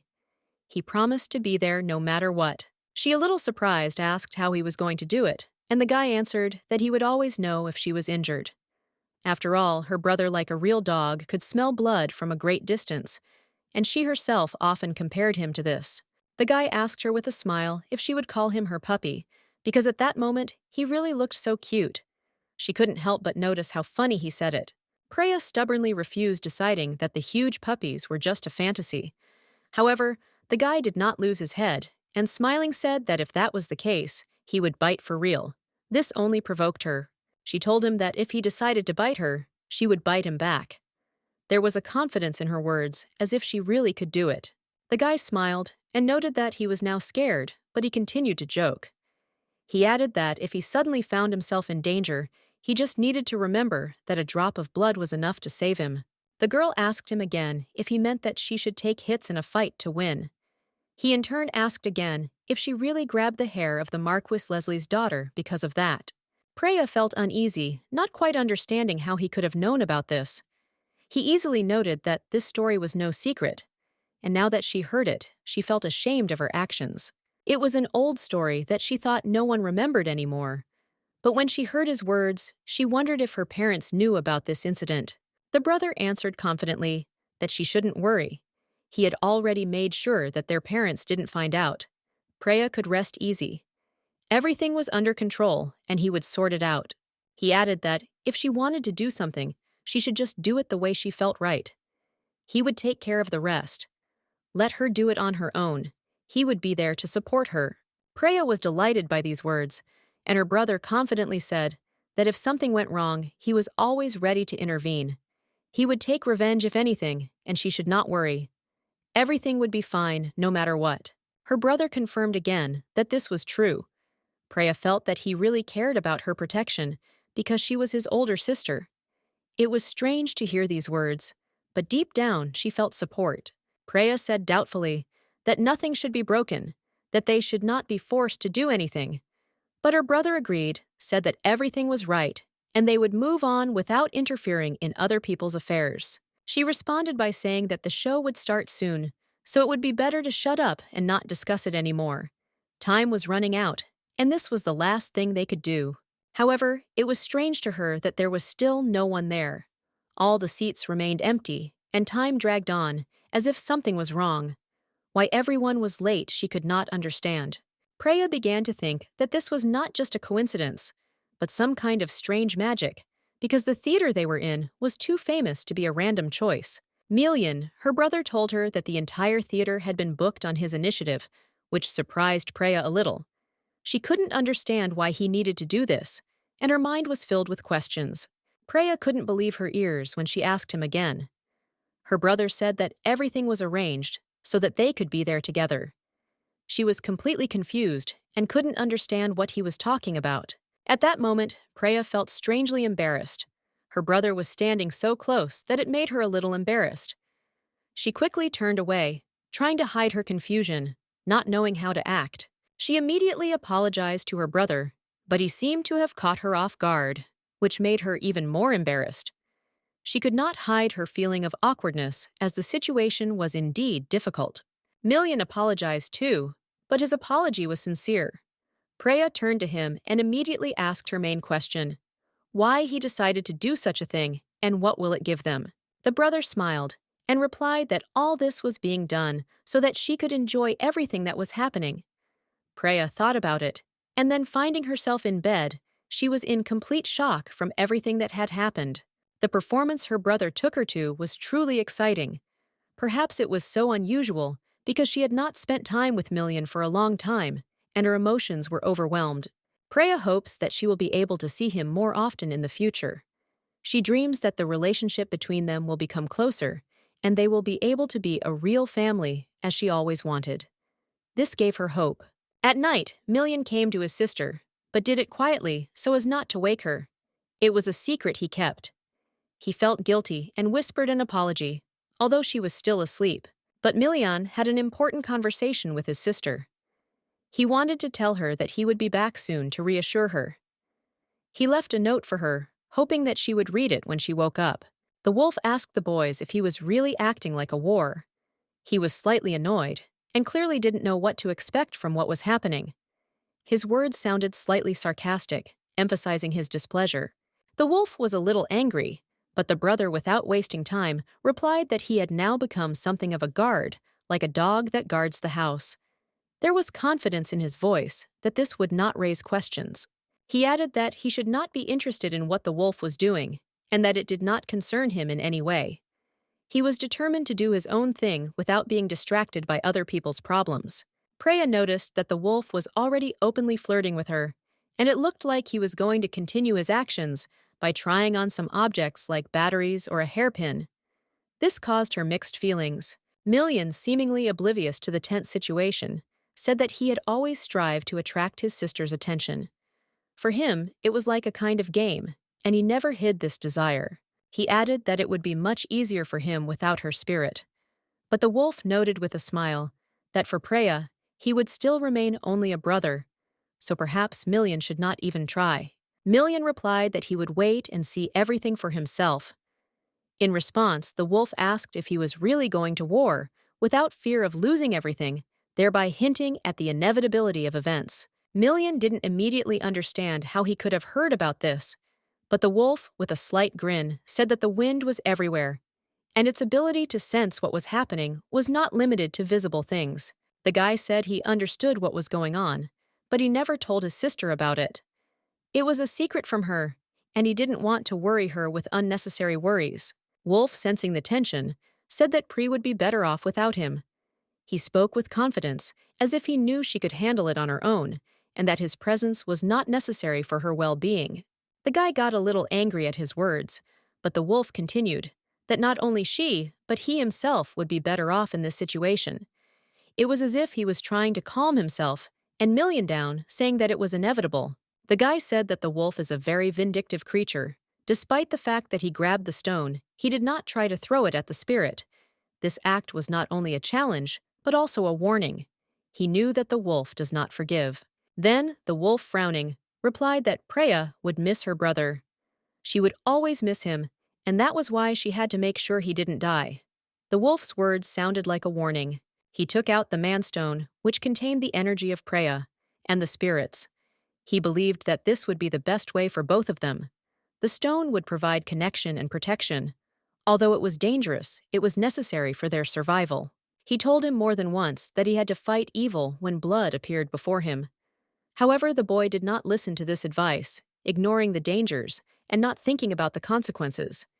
This led them to new and more difficult trials, and the boy, despite all the warnings, didn't think there was anything good in it. He said that if he had to fight, he saw no reason to give up his destiny. He was ready for what lay ahead. After that, he quietly left the room, feeling how the wolf always near seemed almost useless to him. He could no longer stay in this place where everything seemed too complicated and hopeless. The boy was shocked to see that Million had finally arrived. He hadn't expected him to show up. His reaction was one of bewilderment, since so much time had passed since they had last seen each other. He asked again if they were sure that nothing would change. Was Million really leaving, since he wouldn't be able to return to the capital anytime soon? It all seemed so unexpected and absurd. Million calmly replied that he had already decided everything. It didn't matter much to him. He was determined, but he still understood that time was running out, and they had to move forward no matter what. The boy sighed. Feeling how hard it was, he told Million to introduce his little sister, because if he didn't come back, she would still be waiting for him. That moment was coming too fast. He noticed her on the floor, lost in her thoughts. The guy thought about how to arrange a meeting if she was alone. He knew that without him, everything would be different, but he was ready to do something for her. Million replied that if he had to sacrifice something, he would do it. He was determined and did not intend to regret anything. He even joked, promising that he would not leave her alone. In the morning, the girl was in shock, not understanding what was happening. Everything was mixed up in her head. She could not understand why everything had changed so abruptly. She felt that this was not just an accident, but something more serious. He left because she asked him to go to the theater with her. Now everything had changed, and he didn't seem to want to spend time with her like he used to. She was shocked by this decision and couldn't accept it. The maid entered the room, noticing Preya sitting on the floor, and could not understand what had happened. She was confused, trying to understand if everything was okay or if something terrible had happened to Preya. Preya handed the letter to the maid, who opened it and saw that it stated that Preya's brother had gone to war. This news shocked her, and she could not believe such a decision. The maid asked again if their father knew about this. Preya answered with alarm that in her opinion the Duke knew nothing. The maid confirmed that if he had been aware, he would have reported it long ago. Preya was completely confused. Her thoughts were in a jumble, and she could not understand why her brother had left for the war so abruptly and without warning. Her father slammed his fist on the table in disappointment, but he himself did not know what to do. The Duchess tried to calm her husband, saying that this stubborn child Million might not leave as quickly as they thought. She tried to find some explanation for this unexpected decision. At that moment, the maid brought another message. An official order from the palace. The prince had sent a letter ordering Million to join the war. It was a decision that was hard to turn down. He couldn't reveal this information sooner, because it concerned secret elite troops. He hoped for their understanding, explaining that the situation was urgent and could not be delayed. Time was critical. They were in complete shock. This was an order from one of the princes, and it would be impossible to bring their son back. However, they were still unsure whether everything would be fine and whether they would be able to cope with this. Now all he could do was hope for the best. He thought his son would go somewhere far away, but to find himself right on the battlefield was completely unexpected and terrifying. It was all happening too fast. He understood that this was his son, but his character was complex and unpredictable. It seemed that the time had come to take measures that could stop this thoughtless act and prevent even greater problems. The wife asked what he was talking about because she didn't know all the details. She couldn't understand why he didn't want to go with them. But her husband told her that that wasn't his intention, and the situation was much more complicated. The woman could not understand what was really going on. Her husband was silent, not knowing how to tell her that her son had gone to war to fulfill a strange assignment, to become a groom for another man's daughter. After that, he reassured her by saying that he was worried about his daughter. In fact, he was very concerned about her safety and did not know how it would all end because the situation was becoming more and more tense. The woman was surprised to see him call her Marquise again. He quickly apologized, explaining that he hadn't thought of that. Million might not get any support, so she could only hope and pray.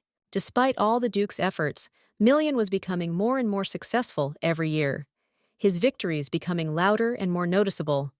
The Duke could not hide his irritation, but he could not stop him either. 5 years had passed, and everyone was eagerly awaiting the final victory of the Empire's heroes. Father called Preya to him. She felt that this moment was important and had a premonition that he was about to say something serious.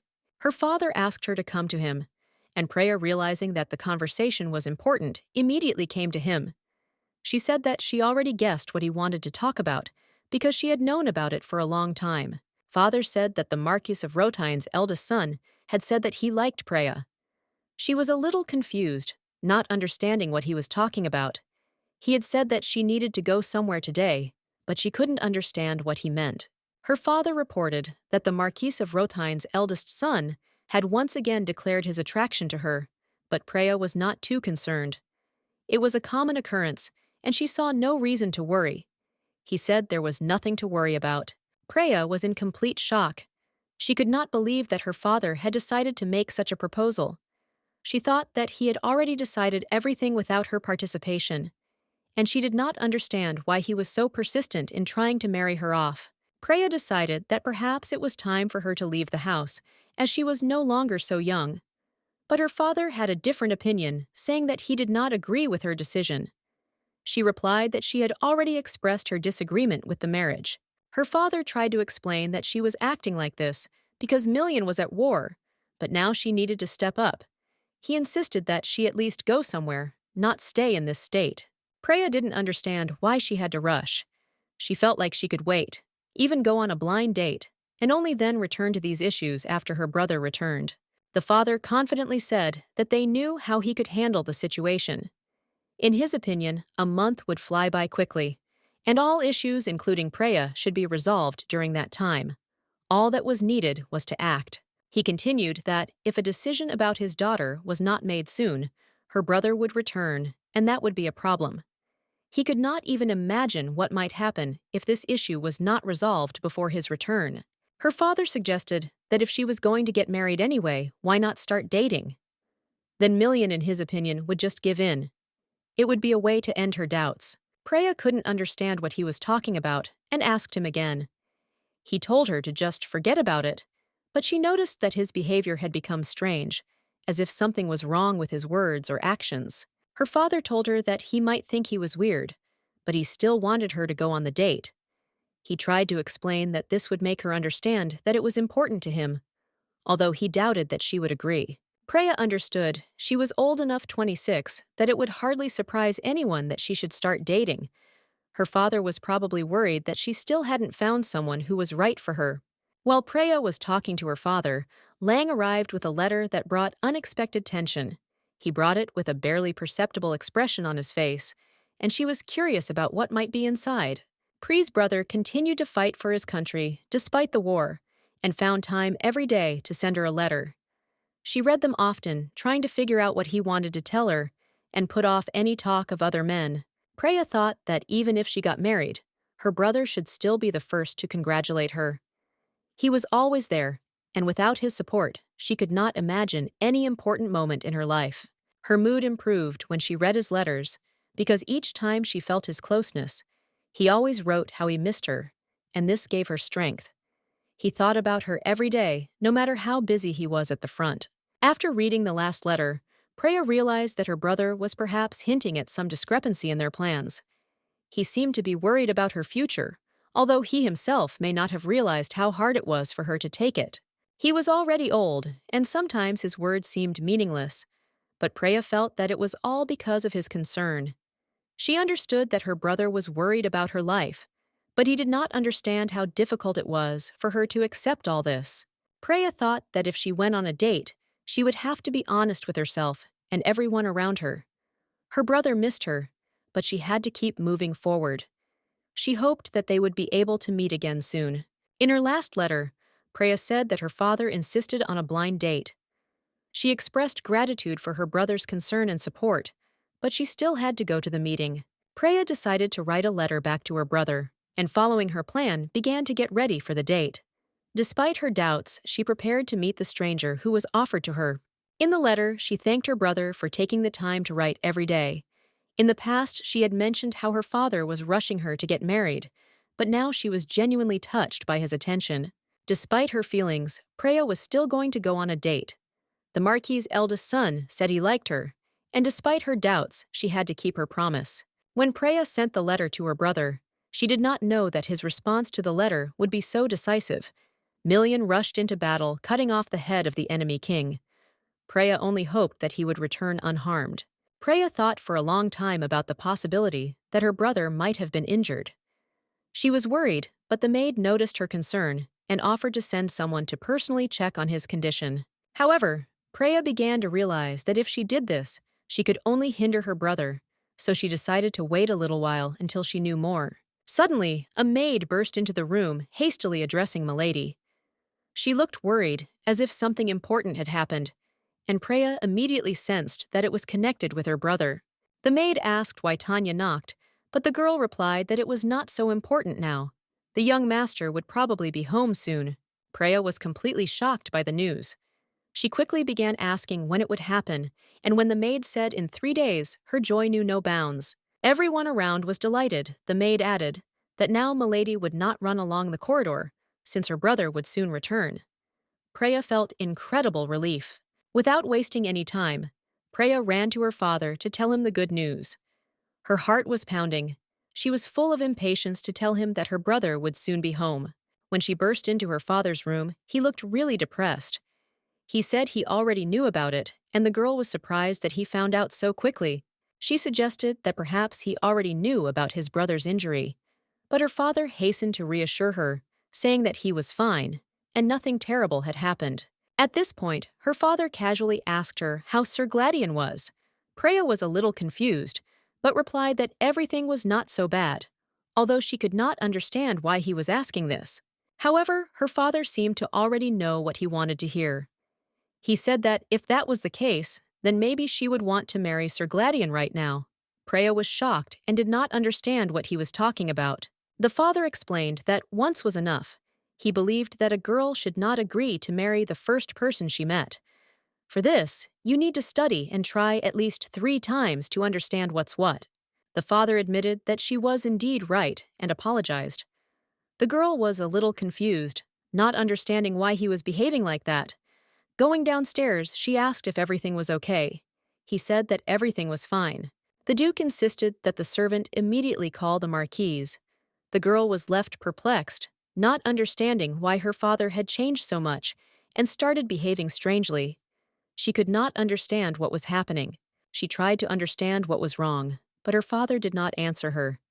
He remained silent and reserved, which only increased her doubts. It was difficult for her to understand the situation, but she could not ignore what was happening. Her father finally said that she had to understand her role, because he was her father, and her brother was Million. It didn't matter what anyone else said. That was the main thing he wanted to convey. He expected her to understand and accept it.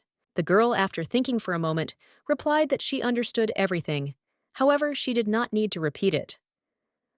The father looked embarrassed, as if he himself did not know how to correctly convey his thoughts to his daughter.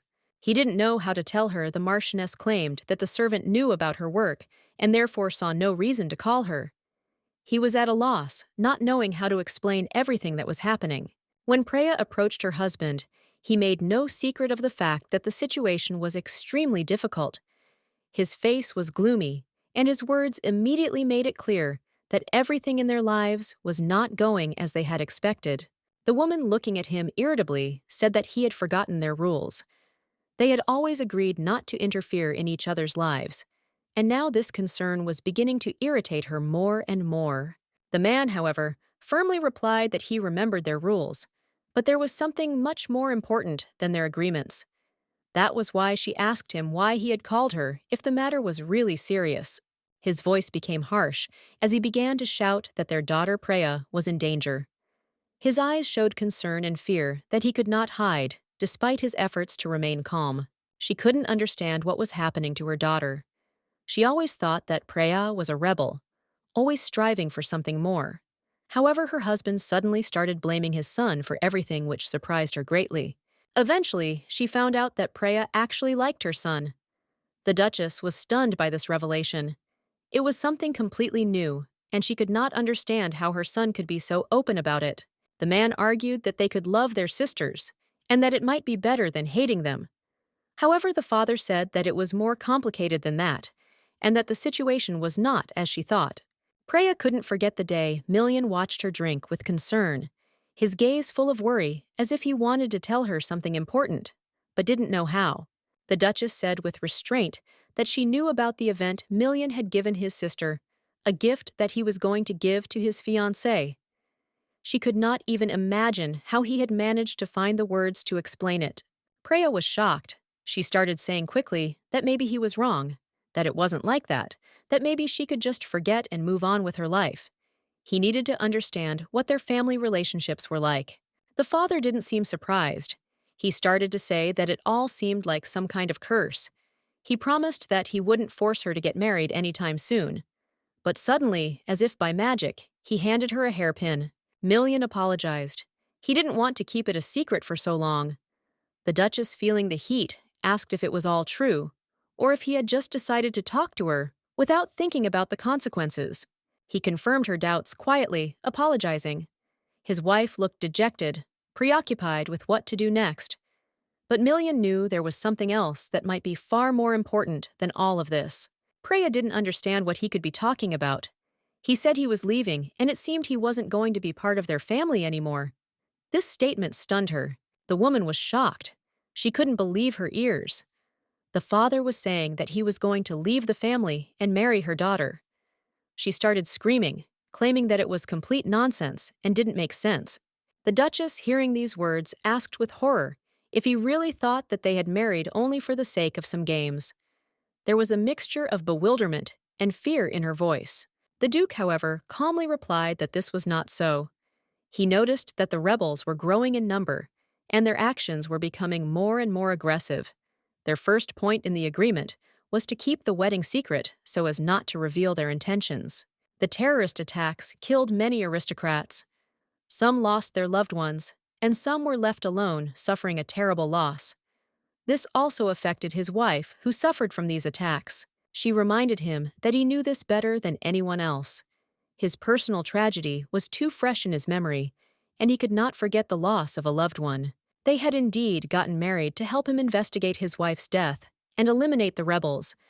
But honestly, she didn't think he had forgotten about his dead wife, even though they had been on the front lines all that time. He said he understood the importance of their mission.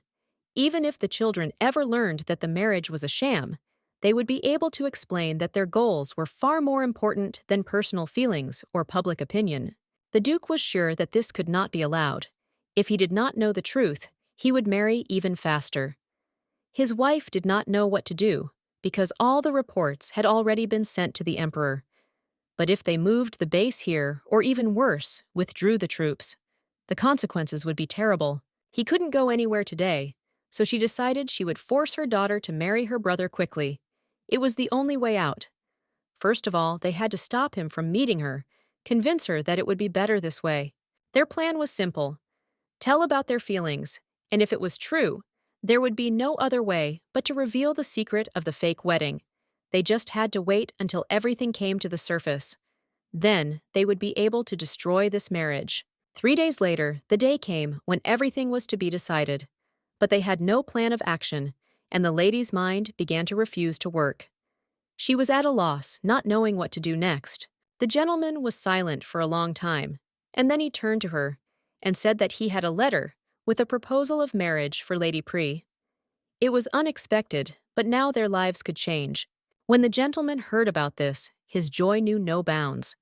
He immediately decided to act, despite all the doubts and indecision that had tormented him before.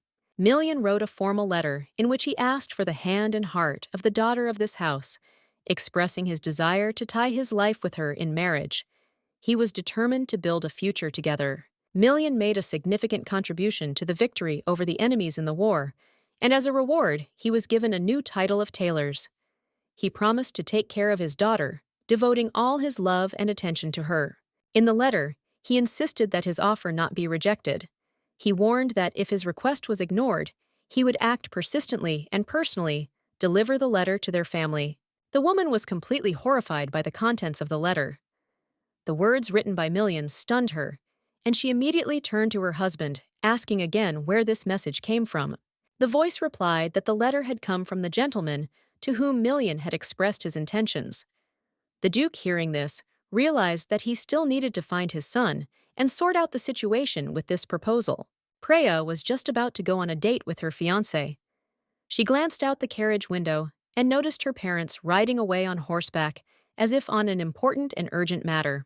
Preya didn't quite understand what was going on with her father, who had decided to continue on his journey with the maid. It was strange and confusing, and she couldn't figure out how it all connected to their lives and her future. Today was their second meeting with Sir Gladion. She felt that the situation was somewhat tense, and it was oppressive. He was polite, but Preya noticed that his words sounded distant without the previous friendliness. Although Preya was not particularly enthusiastic, she did not object to the wedding. She planned to continue to run Rachel's family business, because her future plans did not include becoming a mistress. On her way home, Preya unexpectedly met Maria. She was surprised to see Preya there, and couldn't help but notice how she looked like she was at an important meeting. Maria, with a smile on her face, said that she had heard about the return of Preya's talented brother, and had rushed to congratulate her on this event. It was joyful news, and she clearly felt that this was a special moment. Preya nodded and confirmed that it was true. It was indeed a joyful event, and she, in a little hurry, asked Maria to make way for her so that she could continue on her way. Preya also asked Maria to step aside, as she had already agreed on the matter, and her affairs required attention. She was a little busy, and she did not want to be distracted by long conversations. Maria, with obvious interest, asked again whether Preya had heard anything important. Preya in turn stated that she was not going to listen to any gossip and was not interested in other people's opinions. However, Maria insisted on telling something important. She claimed that Preya needed to know about one event that could change her mind. It was a shocking news. Preya was shocked to hear that her brother had left the family. Maria said that it was true, and the information came from Gu Woo Kyung, who had just returned from the war. These words greatly upset Preya. A storm of emotions arose in her soul, and she became so angry that she could hardly restrain the desire to hit Maria for her impudence and carelessness. Preya, with anger in her voice, asked Maria if she was truly afraid of her. Maria, unable to hide her fear, answered in the negative, but Preya made it clear that she would protect her family at any cost. Preya warned that if Maria continued to spread rumors, she would personally silence her. Preya was ready to show her determination and confidence in any situation. The maid, surprised by what was happening, asked again where these strange rumors came from. The mistress was indignant, clearly dissatisfied with the situation. She could not understand who could spread such gossip about them. Preya, a little embarrassed, explained that she had come with a gift for the gentleman. She spoke with restraint so as not to raise unnecessary questions, but did not hide her excitement about the situation. Sir, a little puzzled, began to say that she should not have spent money on such a gift. He clearly did not expect such a gesture, and did not want her to feel obligated. The lady, slightly irritated, interrupted him, telling him to stop talking like that. She claimed that giving it to him was important to her, and his words could not change her mind. Preya calmly added that her brother deserved love and care, despite everything. Then the gentleman, noticing her confidence, asked if her brother really had blonde hair and red eyes as she described. Preya confirmed that it was true.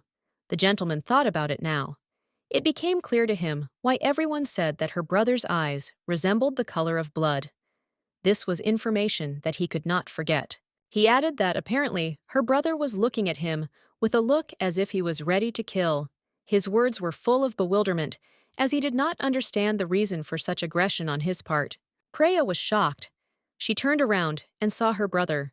Silently, in complete amazement, she began to ask when he had managed to return. Her surprise was genuine, because she did not expect to see him so quickly.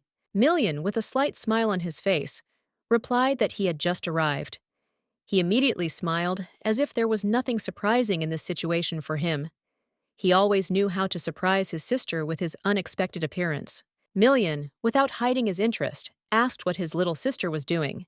He was clearly interested in how she spent her time, constantly surprised by her unusual actions. He noticed with a smile how beautifully she dressed today, and was genuinely surprised by her choice. Apparently, she had always been a mystery to him, and he could not help but notice her style and the changes that were happening to her. He took the pin out of her hair, letting her long locks fall down. Preya tensed slightly in surprise, but before she could object, he did it with such ease as if he was already used to such actions. With a smile on his face, Million asked if she wanted to see him go crazy. His words were full of challenge, but there was a hint of humor in them. He loved to surprise his sister and was always on the edge of mischief. Preya, not understanding what he was talking about, pushed him away with slight irritation. She did not know how to react to his words and decided that she would not pay attention to his strange jokes. Preya couldn't figure out what it was about her behavior that had attracted the boy's attention. She just didn't see anything wrong with someone being interested in her. Million, her brother, looked at the guy and praised his actions, adding that he was quite generous in not gouging out the man's eyes for his views. It was a bit sarcastic. As they sat at the table, Preya remarked that perhaps this guy should apologize to her fiancé, as his behavior was clearly causing embarrassment. That was her take on the situation. Preya's brother had been rather rude to the boy today, not hiding his displeasure. Million thought his behavior was justified, but Preya insisted that he apologize for his behavior. Million, trying to understand why he should apologize, was perplexed. He did not feel that he had done wrong. However, the girl explained that he had literally driven the guy away with his behavior. To this, Preya's brother suggested that she should then apologize to him, since her words could be perceived as an insult. Preya did not understand what was being discussed at all. She did not think that she had done anything wrong. Preya didn't think she had done anything wrong. The guy, in turn, claimed that she had traded him in for a blind date, which in his opinion was also something unfavorable. Preya responded with surprise, explaining that she saw nothing wrong with sisters having romantic relationships. It was normal for her, and she couldn't understand why her behavior was causing such questions. She apologized anyway, even though it was embarrassing. Preya couldn't put the whole picture together and didn't understand why she should apologize for simply going on a blind date. Pre's brother asked again if she understood how much it hurt him to hear about her tryst. He continued to say that he was overcome with unbearable pain that made him want to destroy everything around him. Despite the pain, Preya didn't think her brother was right. The murder was too much, but she thought his condition was due to seeing blood, which could have affected his emotions. The brother continued to speak and noted that if she knew what had happened that day, she would understand why he felt that way. He said that he could have held on much longer if she had only known. Preya came closer and asked him if everything was really okay. Now her voice was concerned. She wanted to make sure he wasn't hiding any important information. She tried to calm him down, deciding that he would not go crazy from her words and actions. She believed that her brother was in control and coping with his emotions. He looked fine, and as always confidently in control of his emotions. She shouldn't worry. If he had lost control, he and the Duke would have stopped him by now. Preya looked at her brother carefully, noticing how he was following her gaze as well.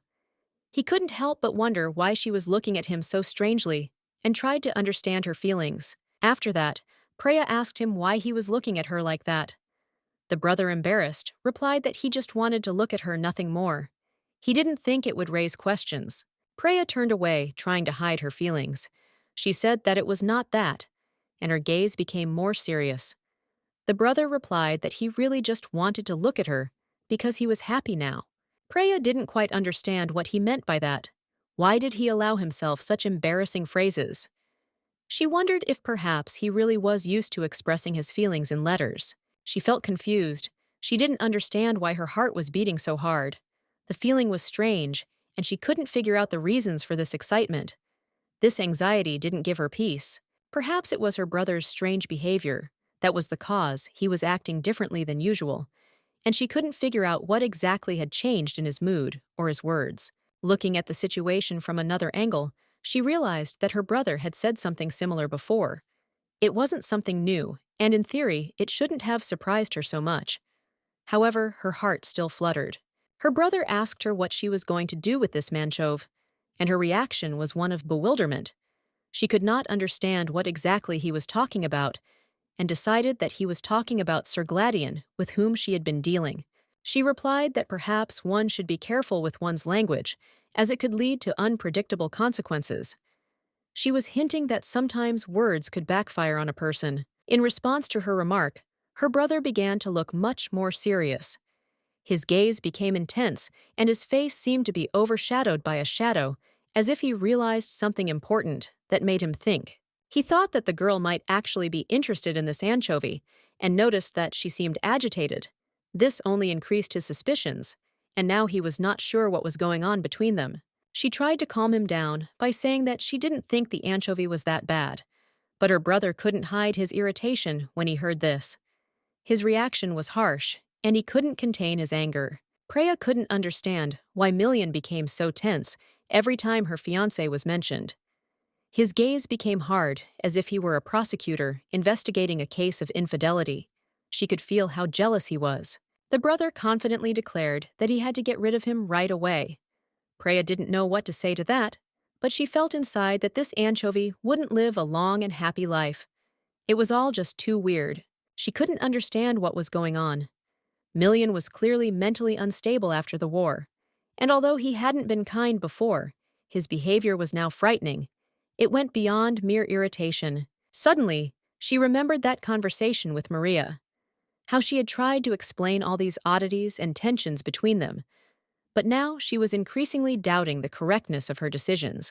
She realized that she was no better. When she threatened to rip Maria's mouth apart, she was also right, but she herself was on the verge of going too far. Doubts did not leave her.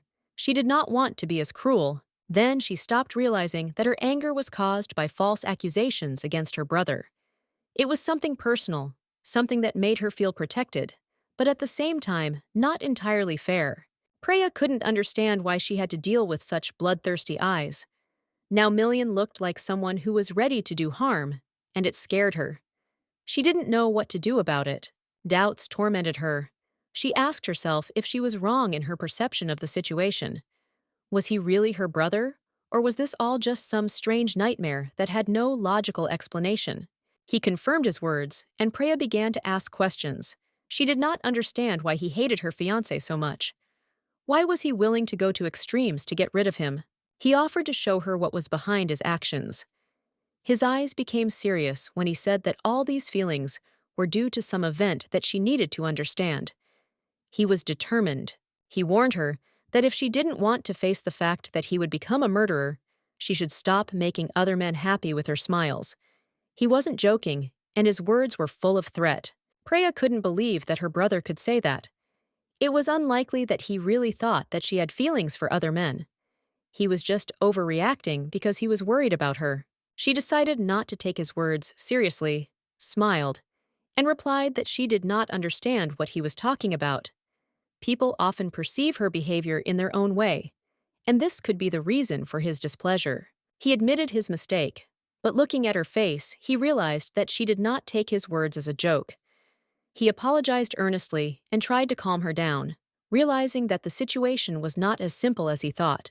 The girl was stunned by his words. He told her that she was the only one who didn't notice how much he liked her. It was so unexpected for her that she didn't know what to think. He always assured her that he did not consider her his sister. This phrase sounded strange and inappropriate to her because they were so close, but he said it more than once, and she could not help but believe it. She thought that this confirmed her suspicions and decided to ask him what he meant. She asked him not to mock her because she almost believed him, but she still could not understand what he was talking about. The brother, without worrying, said that there was no point in denying the obvious. He convinced her that this was a fact that needed to be accepted, and she should accept his words. There was not the slightest doubt in his voice. The girl was shocked. It was so unexpected that she could not contain her emotions. She stood up and started screaming, unable to calm down. It was all too much of a shock for her. At one point, when she addressed him by his formal name, she noticed him smiling. He calmly said that it was no longer his name, and that her addressing him no longer mattered. This struck her as odd. He said his name was now Million Taylors. She was in complete shock when she saw the documents he showed her. These weren't just words.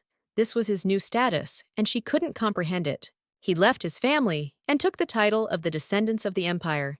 It was a real blow to her. Her brother was gone, leaving her, and she could not believe that it happened so suddenly and without warning. The girl couldn't understand how he could do it so easily. He just left their family without saying a word and declared that she was no longer his sister. It all happened so fast that she couldn't accept it as reality. The parents searched for their son, but he was not in the area or in the surrounding towns. Perhaps he had gone to the capital. In any case, he could not be allowed to meet his sister until all the details were clarified. There was some information, but all this is just rumors for now. The main task is to prevent these rumors from spreading, otherwise the consequences may be unpredictable. Preya always considered him as her brother, not suspecting that he could feel something more for her. If he decided to marry her, it would be a real shock for her. If this marriage did take place, rumors would immediately begin, since even officially they were no longer Edmores. The public would again talk about a possible union with Jean, which would only worsen the situation. A few days before the wedding, rumors began to circulate about an affair between them, Preya would have preferred that it was just a misunderstanding, and that the wedding itself would become a cover for rumors about their affair. This suited her because it was easier. However, those who spread rumors about the fake marriage were killed. The rebels continued to search for them, and if anyone drew attention, they would immediately be remembered. This is extremely dangerous and could ruin all their plans. This could not be allowed to happen. The leader, as always, had his spies in their ranks, and security measures had been tightened at the border. They had even begun sending telegrams because the situation required it, and she was at a loss, not knowing what to advise. After they looked along the road, they became curious about where Preya was, and decided to ask about it. The girl was surprised by their question, because she did not expect that they would look for her. She replied that she had met her fiancé Gladion, and they were very happy about this news. Her whole story made them genuinely happy for her, although she herself could not help but notice their joy. They soon noticed that Preya's face had turned red, and asked if everything was okay. Preya sheepishly replied that it might be because of the heat, as she could actually feel the sun beating down on her. But then she wondered if it was just the heat that was making her blush. After all, she had been running down the street, and she wasn't entirely sure if her parents knew about it. If they had, it would have probably spread quickly. Preya wasn't sure if she should meet her brother at the welcoming party. Maybe he wasn't even invited, since he was becoming less frequent in their family. It all left her confused, not understanding what was going on. The girl felt tired and said she was going to rest. Her parents did not object, but they noticed that she was behaving strangely, somehow out of place. Their anxiety began to grow, but Preya could not explain it. Perhaps she heard something, but if that was the case, she would have reported it long ago. The parents could not understand what was happening to their daughter because she was clearly not in her element. They knew they needed to find their son urgently, and it became their priority. At that moment, as if by magic, Million came to them, not noticing that they might miss him. Everyone was shocked when they saw Million, who asked them how they liked the gift he brought. This unexpected appearance of their son surprised the parents. They could not even answer right away as they were shocked. The father was stunned because Preya could not understand what gift was being talked about. It was all too unexpected and strange for her. She did not know what was really meant. Million thought that she would definitely like the gift. He was sure that this was what she was waiting for, and that the gift would be exactly what would make her happy and surprised. However, he asked her to come in and talk to him alone. This was an important point, because in their environment, there was no place to discuss such a delicate topic. A private conversation was needed. Preya agreed, adding that perhaps the guy had nowhere to stay nearby, so she suggested that he could stay with them to get some rest and recuperate. The traveler would have been glad of such an offer, but he had already made a decision about a place to spend the night. His dwelling turned out to be very close, almost within reach, which was convenient for him. What she heard shocked her even more. She couldn't understand how an aristocrat who had only settled here 3 days ago had already managed to sell the place. It all seemed illogical. Preya soon realized that the aristocrat who was going to settle down was actually the same guy. This discovery stunned her, and she could not believe this coincidence. A suspicion began to grow in her mind that something was wrong here. She felt that the conversation would drag on and require a lot of explanation. Something important was hidden behind this whole situation. The expression on the guy's face made it clear that he was hiding something important. Now that the situation was becoming more open, he could finally calmly lay his cards on the table and share what he had been keeping to himself. Preya woke up early in the morning with a heavy feeling in her chest. She had just learned that Million had not gone to the welcoming banquet, even though it was an important moment for everyone who had just arrived. She was still worried about him because she had only managed to escape by pretending to be sick. Fear was taking hold of her. Perhaps her parents knew about the rumors, but they were acting so calmly as if nothing was happening. At that moment, a maid came up to her, noticing that she had gotten up early. The woman asked if everything was all right, as she seemed worried. Preya replied that she simply needed some time alone with her thoughts. Although everything didn't seem so scary, she had a strange feeling inside. She couldn't understand why she still couldn't get rid of the image of that guy. His face didn't leave her mind. Deciding that the best way to relieve her anxiety was to get busy, Preya threw herself into her work. She focused on the tasks at hand, hoping that it would help her take her mind off things and ease her mind a little. Preya decided to go to Mishar. It was a small association that united people who owned the magic of spirits. Despite its size, it was very influential, and Preya was its president, so it was not easy to get there. Recently, many people began to leave the association because rumors of its connections to the Magic Tower began to circulate. Although it was difficult to find evidence, rumors of spirits being kidnapped and used in experiments were very disturbing. Mishar, on the other hand, made excellent use of the information about her cooperation with the Magic Tower, because thanks to this, she received important data accelerating her development and becoming more and more influential. Thanks to this, all those who were held against their will under the pretext of protection from the Spirit Association were released. The operation went perfectly, all goals were achieved, and no one was hurt. However, when she looked at her to-do list, she was stunned. There was nothing important on it, and it seemed like the day was completely empty. She couldn't believe that she had nothing to do today. The maid immediately noticed that something was wrong with Milady. After all, today was supposed to be the grand award ceremony for Milan. She should have been present at this important event, but instead of discussing the ceremony, the lady began to scream hysterically that she would not go. She said that from that moment on, Milan had become a taboo topic of conversation, and all of this was troubling her greatly. The woman was completely shocked by this behavior.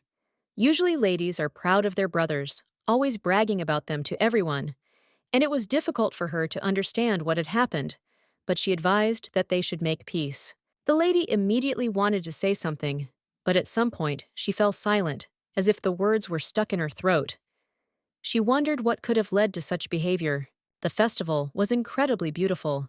There were many people, everyone looked happy and joyful.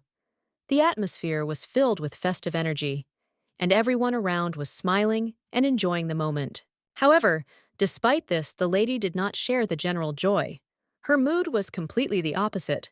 She felt depressed and could not enjoy what was happening around her. The main character, Preya, already knew that once she met her brother, she would have to tell him everything she had learned. This was not just an important moment, but a decisive one for both of them. But as soon as she looked back, her expectations were met. Edmure, as she had expected, had accomplished the impossible on his own, and now deservedly bore the title that had previously seemed unattainable. Although Preya had already heard many interesting stories from the local knights, now everything seemed especially important. One of them was related to her brother, and she felt her heart beat faster. Recalling these conversations, she couldn't help but remember how she had fought Milian as a child. She had been about 10 years old then, and she hadn't even realized how much it would affect her future. The knights discussed events that seemed simply horrific to her. One of them told how his friend held the king's head, laughing, believing that His Majesty's eyes were the eyes of the god of death himself. Preya couldn't resist leaning against the beam and asked resolutely if she could listen to this scary story. Her curiosity was too strong to just leave everything as it was. They, despite their doubts, agreed to tell her, but warned that the story they were about to tell would be too terrible for the lady. Preya only replied that she liked such stories. By saying that her crazy brother had done all this on purpose, it became clear that his return was not a coincidence. He knew that everything would turn out as he planned, and now Preya could understand it. Meanwhile, Milian stood next to his colleague at the ceremony, but couldn't shake the feeling of regret that he never saw Brian during the awards ceremony. His friend, although he shared his feelings, still thought that invading the enemy camp and such actions were somewhat strange and risky, even if it helped in achieving the goal. He was shocked when he saw Milian with the king's head in his hands. The boy, without blinking, asked if His Majesty was satisfied with the result, because that was the only way the war ended. The answer was reserved, despite the admission that the result was good. But still, His Majesty envied Milian, because the youth now had more power than he did. Before parting, His Majesty asked what Milian would do if his sister was in danger. But the boy did not know what to answer, and only remained silent. After thinking for a moment, he said that there was no need to worry if Preya was attacked by rebels. This only confused His Majesty even more. He did not understand the meaning of such words. Milian smiled, took out the ball, and said that if anyone offended Preya, even a little, he would personally find the offenders and destroy them all without exception. Even though His Majesty had known Milian for a long time, he could not remember him ever putting such effort into writing letters. It was all because of that very project. And so, Comrade Milian's curiosity did not give him peace. He tried to understand what was so important hidden behind this mysterious task. But despite all his desire to meet her, Milian replied that there was no need for this, as if he had decided that meeting her was unnecessary and did not carry much meaning. He wanted to talk about the boy's nightmares, but he insisted that it was just his illness and his personal business, so there was no need to worry. It was not something that could concern others. This impressed His Majesty. He offered to contact him if the boy decided to change his mind and wanted to talk about it, but for now he was in a detached mood. He was sure that the boy would recover quickly, and despite his grave condition, he believed that everything would soon fall into place. Everyone would be healthy, and the troubles would be a thing of the past. Meanwhile, Preya was very upset. Even though she said she was ready to meet her potential groom, she did not expect him to be so strange and crazy. On the way, Prey met Sarah Gladian, who decided that he had to say goodbye for his sudden appearance. He did not want her to continue thinking about him after that. He asked the girl not to contact him again, never to look for him again, so as not to cause himself unnecessary worries. He clearly wanted to get out of her life. After that, he handed over the box and said that he was obliged to return it, even if it was strange or inappropriate. He could not leave it with her. He believed that everything had to be returned. The box contained macaroons, the sweets he had bought that day, and which were now to be part of the farewell. This was his last detail in their communication. He added that, come to think of it, he didn't really like macarons. But Preya didn't understand what he was talking about, because at their first meeting he had said that he simply adored these desserts. He lowered his head and said that he no longer felt any affection for these girls. Then he warned her again that she should not get involved with him, as it could end badly for her. Preya, not understanding what was happening, grabbed his hand tightly and asked him to explain what exactly had happened. Her anxiety increased. She wanted to understand what this guy was hiding, but his reaction was quick and sharp, as if he was ready to run away at any moment. He looked at her, as if her gaze could cause him trouble, and immediately disappeared into the darkness. As soon as Preya tried to touch his shoulder, he sharply shouted at her not to do it. Apologizing, he rushed away, not giving her a chance to figure out what had happened. At this point, Preya began to suspect that all of this had something to do with Milian. Something was happening, and her brother was somehow involved in these strange events, hiding the truth. Meanwhile, Milian was sitting at dinner with his parents. They were nervous and about to confess to him that they had been hiding a lot from him. Their words weighed on the atmosphere at the table. But to his parents' surprise, Milian already knew the whole truth. He was aware that his parents had married not out of love, but by arrangement to resolve their own issues. His parents, seeing his calm reaction, were stunned. They did not expect him to understand the truth so quickly. Their faces reflected confusion and surprise at his awareness. Milligan said he overheard important information at the reception on the day of the wedding. He knew about it right away before anyone else did and kept it a secret from then on. Milligan's mother admitted that for some reason, she couldn't sense that something was wrong with her sister. However, Milligan noticed it from the very beginning, even though no one else did. Milligan added that the parents should be careful because their mission was secret. The information was so sensitive that even the crown prince knew nothing about it. The boy stood up and addressed them decisively. He said that he was not going to interfere with their mission if they agreed to his terms and listened to his proposal. His conditions were simple. His parents would help him take care of Preya, and he in turn would pretend that he knew nothing about what was happening so as not to ruin the plan. The parents were interested in whether the boy had received consent to go somewhere. He replied that it would happen very soon if they agreed to help him and fulfill their obligations to him. A minute later, Preya flew into the room. She demanded to know where Milligan was not hiding her anxiety. Her face expressed her determination to find her brother at any cost. The father became very agitated when he heard Pre's questions. He said that he did not know where Milligan was now, because he had already left their house and disappeared without a trace, leaving everyone in the dark. He thought to himself that, frankly, his wife and daughter in this house were nothing more than a cover for difficult days. The lady was not interested in anything except the latest news. A new aristocrat had settled nearby. As soon as she learned of this, her interest in this man was so great that without wasting time, she immediately ran to his house, completely absorbed in this thought. She went to the door and knocked quickly. She was met by the butler, and for a moment she thought she had entered Milligan's house, but quickly realized she was mistaken. The guy tried to chat with her a little, but she responded coldly, not paying attention to his words, and immediately asked where her brother was, not wanting to discuss anything else. The butler informed her that Milligan had just arrived, but the furious girl would listen to nothing more and insisted only on knowing where her brother was. He silently pointed to the place. He didn't have time to explain to the end, because she, not wanting to listen to him, rushed to the other end of the house. In response, he only asked her to wait a little, but she was not going to waste time. At that moment, her brother was in the bathroom, and she, without thinking about anything, immediately ran to him, not paying attention to obstacles, ready to meet him at any cost. When she was almost there, the butler put his hands over her eyes, so that she would not see Milligan at the moment when he was naked, but he calmly told him to leave her and not to disturb her. The butler, who had been very reserved until then, suddenly smiled, said goodbye, and headed for the exit. His behavior surprised the girl. She did not expect such a display of friendliness. The girl tried not to look at him. Her eyes stubbornly avoided his body, because she was not at all prepared for such a sight. It was too strange and uncomfortable for her. He was completely naked, and the girl couldn't help but notice how fit and beautiful his body was.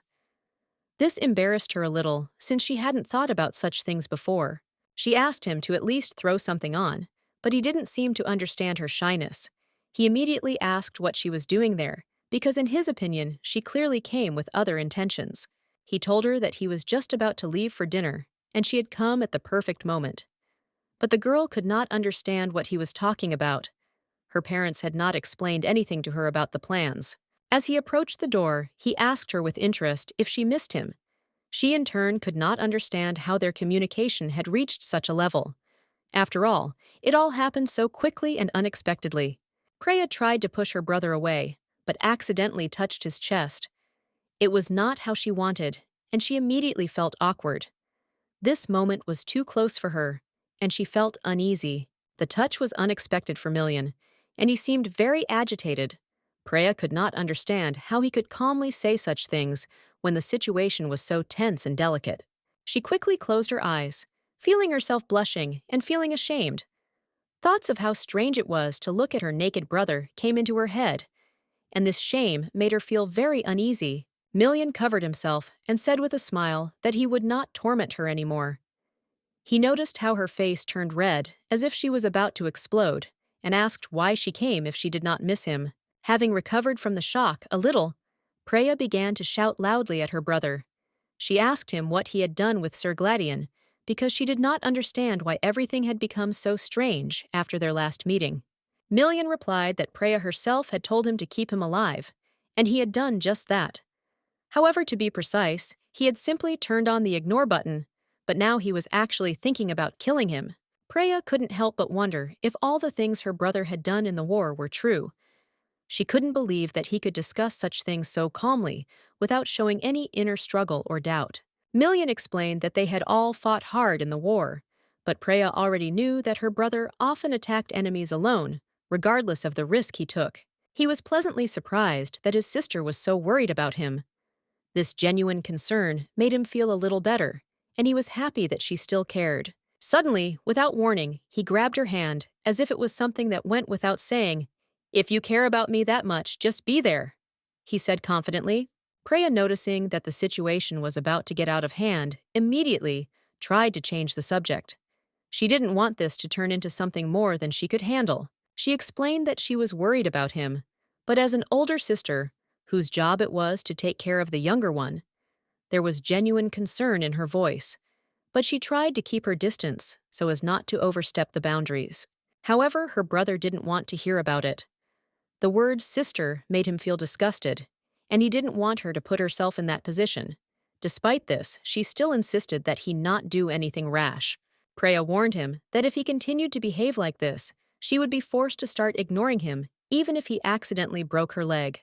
The sister was determined in her words.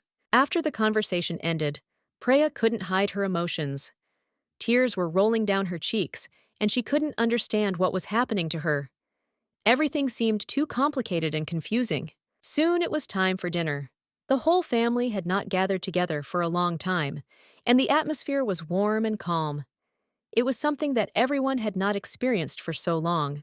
Everyone was happy to see them, but Preya felt awkward. It was unusual. She hadn't seen everyone together for a long time, and something about this moment didn't fit in her head. She hoped that Million wouldn't start talking about his feelings for her in front of everyone. During dinner, her father, as if nothing had happened, asked how the guy was experiencing his free life. Million replied that he had just begun this path. And then Preya asked if his father knew about his desire to separate from the family, to live separately. The father was sure that his son was doing this for the sake of independent development, to move forward without relying on his relatives. It seemed a reasonable and quite logical step for the guy. Million agreed with his words, confirming that he was indeed trying to find his way. This also meant that the rumors about his intention to leave, despite the difficulties, were true. Preya realized that most likely no one knew that Million was actually hiding his feelings for her. Meanwhile, the guy offered the girl some fruits, handing them over carefully. He said it in such a soft and gentle tone that Preya couldn't help but blush. In her mind, she asked him not to draw too much attention to himself, since the situation was already awkward enough. Suddenly, Mom suggested that Pre and Million go to a dinner party. It was unexpected, but what was even stranger was the intentions behind the proposed idea. In fact, the woman was only playing along with her son, because if Preya found out that the marriage was just a fake, all efforts would be in vain, and she would lose all trust. Her father supported her, adding that it would be wonderful if Preya would go and represent the family at the party, thereby thanking Million for his work and support. Still, the girl could not choose another path. She was well aware that the situation was hopeless, but she still tried to come up with an excuse. She decided to say that she had business in Mishar that day, hoping for luck. But her plan didn't work. The mother had already found out everything in advance. She knew if her daughter had other things to do. And even if she had, she would still have been able to ask her brother for help. This completely ruined the girl's plans. The brother couldn't help but laugh. He knew that his sister was in a hopeless situation, and at that moment he realized that all this happened because of him. She felt him watching her confusion. The main character was worried because she couldn't share any secrets with her parents. Everything she knew could destroy their family, and this thought worried her greatly. Her heart sank with fear. In the end, she replied that she would simply accompany her brother as a dance partner. In her eyes, it seemed a simple and logical decision because she was his sister, and no one could doubt their relationship. Her parents smiled and said they were proud of her decision. She felt their words lift her up, even though deep down, she was far from as calm as they thought. The evening came to an end, and the heroine walked Milliganak home. It was an ordinary evening, but inside she was seething with anxiety. She knew that their world was about to change forever. The guy asked if she was going to walk him home. The girl said no. She wouldn't do that. She didn't want to create unnecessary suspicions or give him hope. She asked him if he was going to tell his parents what had happened. The guy, however, pretended not to understand what she was talking about, as if he had not heard the question. Preya blushed a little, and a little embarrassed, admitted that she did not want her parents to know about her brother's feelings for her. She made it clear that she was not going to accept his love. The guy, despite her refusal, came closer and almost touched her face. He said that he was not going to give in so easily, and he did not intend to retreat, despite her cold answer. He added that if she continued to act as if she was afraid, he would definitely tell their parents everything. He also asked if he should reveal everything right now. The girl flared up and, angrily addressing him by name, said Milligan Taylors. She froze as if suddenly realizing that she really was Taylors now. At that moment, Preya realized that she could no longer reject him. She realized that her connection to him was no longer limited to just a family name. She had become a part of his world and his life. Now that she realized this, she realized that she no longer had any reason to reject the guy. She couldn't find any excuse to continue to keep him at a distance. Eventually, Preya agreed that there really was no reason to give up. She felt that things had changed, and she couldn't go back to the way they were. The boy, gently stroking her hair, asked with a slight smile if she would like him if he were her brother. This question took her by surprise, but she felt that now everything was complicated. Although the guy knew perfectly well that the girl didn't mean it, he still leaned against her and said with a smile that she didn't need an additional reason. It was quite logical, like everything was already clear. He added that this was his gratitude for her agreeing to go with him, and this is really important to him. Like not everyone can do this, and it is valuable to him. But despite his words, the girl was not going to accept such an excuse. Million was persistent, offering, if nothing else bothered her, to become a couple, no matter how it sounded. Hearing this, the girl blushed deeply. She even asked him not to mock her, but the guy, laughing, said that her bright red face looked too appetizing and he would like to try its taste. He pulled her towards him, but stopped when she yelled at him. Million quickly apologized and said it was just a joke. The situation eased a bit. On the way home, he said that it would get cold at night and advised her to return to the castle so as not to freeze. He took care of her comfort in advance, which could not help but touch the girl. The girl, a little embarrassed, wished him good night and then headed home. His words continued to sound in her head, not giving her any peace to her thoughts. Already in her room with her friend, she tried to discuss everything that had happened. She still couldn't believe that she liked Million, and she didn't understand why it was so, because she had never felt that way before. A friend suggested that perhaps Preya simply didn't notice certain things, but in reality, Million never showed her his true feelings and reactions. It remained hidden from her, even though she might have noticed. As a child, Preya often tried to be close to Million, and this irritated him. She told her friend how he could not hide his displeasure from the first moment they met, although she only wanted to be closer. It seemed to her friend that Preya did have some sympathy for Million, because she was always by his side and followed him everywhere like a shadow trying to attract his attention. It was noticeable, but Preya replied that her actions were purely sisterly, that her goal was completely different. However, her friend insisted that this was only her perception of the situation, and it was important how Million himself saw it all. Preya always thought that he saw her as a sister, but in reality, Million didn't see her that way from the beginning. She thought that he didn't like the fact that Rachel's family became a part of their lives, and she was just trying to be family to him. The friend tried to calm Preya down, saying it wasn't her fault, but she admitted that she couldn't control Million's feelings. It was more complicated than it seemed at first glance, and they couldn't just ignore the situation. Discussing all this, the friend added that if Million was really sincere, then this would create huge problems for everyone. Everything in their family would soon change, and Preya did not know how to cope with it. Everything seemed confusing, and then a bright thought suddenly appeared in Preya's head. The first thing she needed to do was to reconsider her own actions. She had to look at her role in this situation and understand what she needed to do to resolve it. Preya remembered her encounter with Mr. Rothan and realized that he was a coward. Such a person should not be trusted. She asked her friend again if Million would kill the guy if the truth came out. The girl said that she mostly told the truth, but in Preya's head, everything was different. She understood that in reality, she was hiding a lot, although outwardly she tried to be honest. This prevented her from relaxing. She confessed that she was going to secretly contact wedding planners to find a strong man who wasn't afraid of Milligan. After all, she would have to be much more cunning to avoid his revenge. Preya was worried not only about Milligan, but also about being captured. However, for now, she needed to focus on what he wanted so as not to ruin the plan. After thinking for a moment, the lady realized that, in this case, Milligan should not suspect her intentions.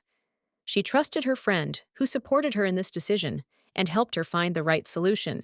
Preya might have found a man and gotten married if it hadn't been for that conversation with her father.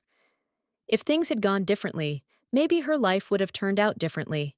She tried to find answers to these questions. The day of the celebration arrived, and Preya chose a beautiful dress. She looked gorgeous in a dress that perfectly emphasized her grace and her hidden emotions. The day was full of expectations. Milligan, noticing her attire, said she looked beautiful. He himself was dressed in knightly attire, which made him even more attractive. But Preya felt that there was more to their relationship than that. While dancing with him, Preya wondered if he really liked her.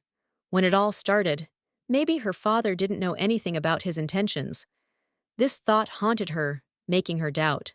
He extended his hand and invited her to get into the carriage. Million stood next to her, smiling reservedly, as if this gesture was the most ordinary thing. Preya hesitated a little, not knowing what to answer. "Let's go in the carriage, don't be silent," the guy said with a slight smile, not hiding his interest. He was calm, as if they had known each other for many years. She nodded, but still felt the tension. Million promised that he wouldn't do anything bad to her, that she could relax. He spoke confidently, as if trying to dispel her doubts, but it only made Preya wonder what this guy was hiding. She didn't quite understand what he meant by, "for now." There was something vague in his words. He noticed her confusion and explained that he wouldn't do anything without her consent, no matter what happened. But Preya remembered the moment when he kissed her on the cheek. It was unexpected and strange.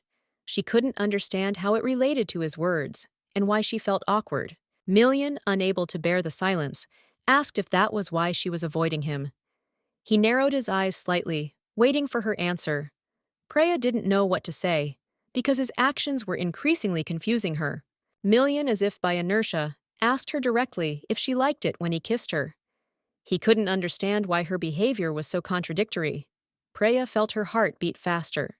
The lady replied that she could not hate him.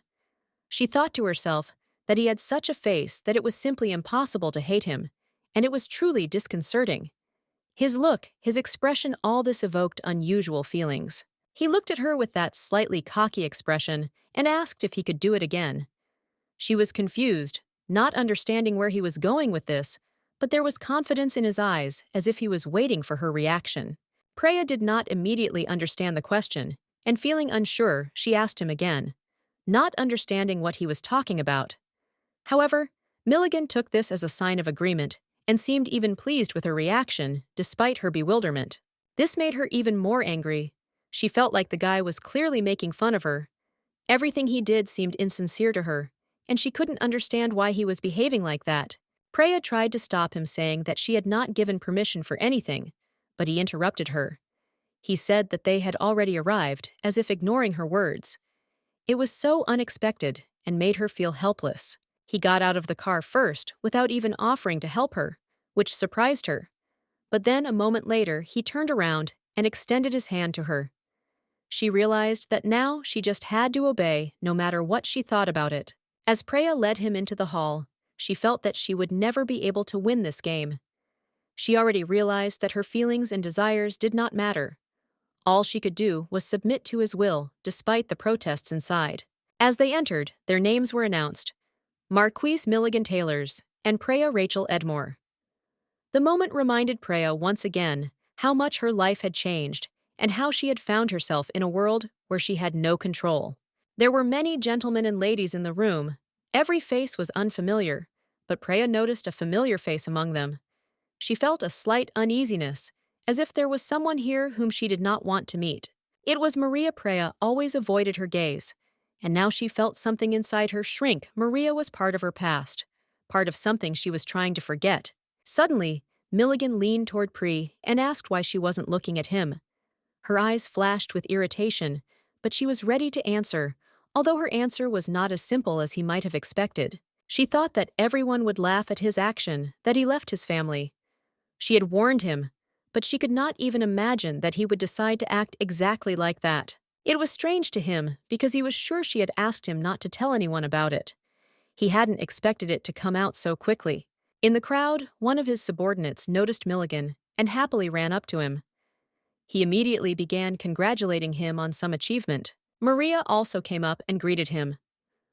Together, they congratulated Milligan, clearly expressing their respect and joy at his success.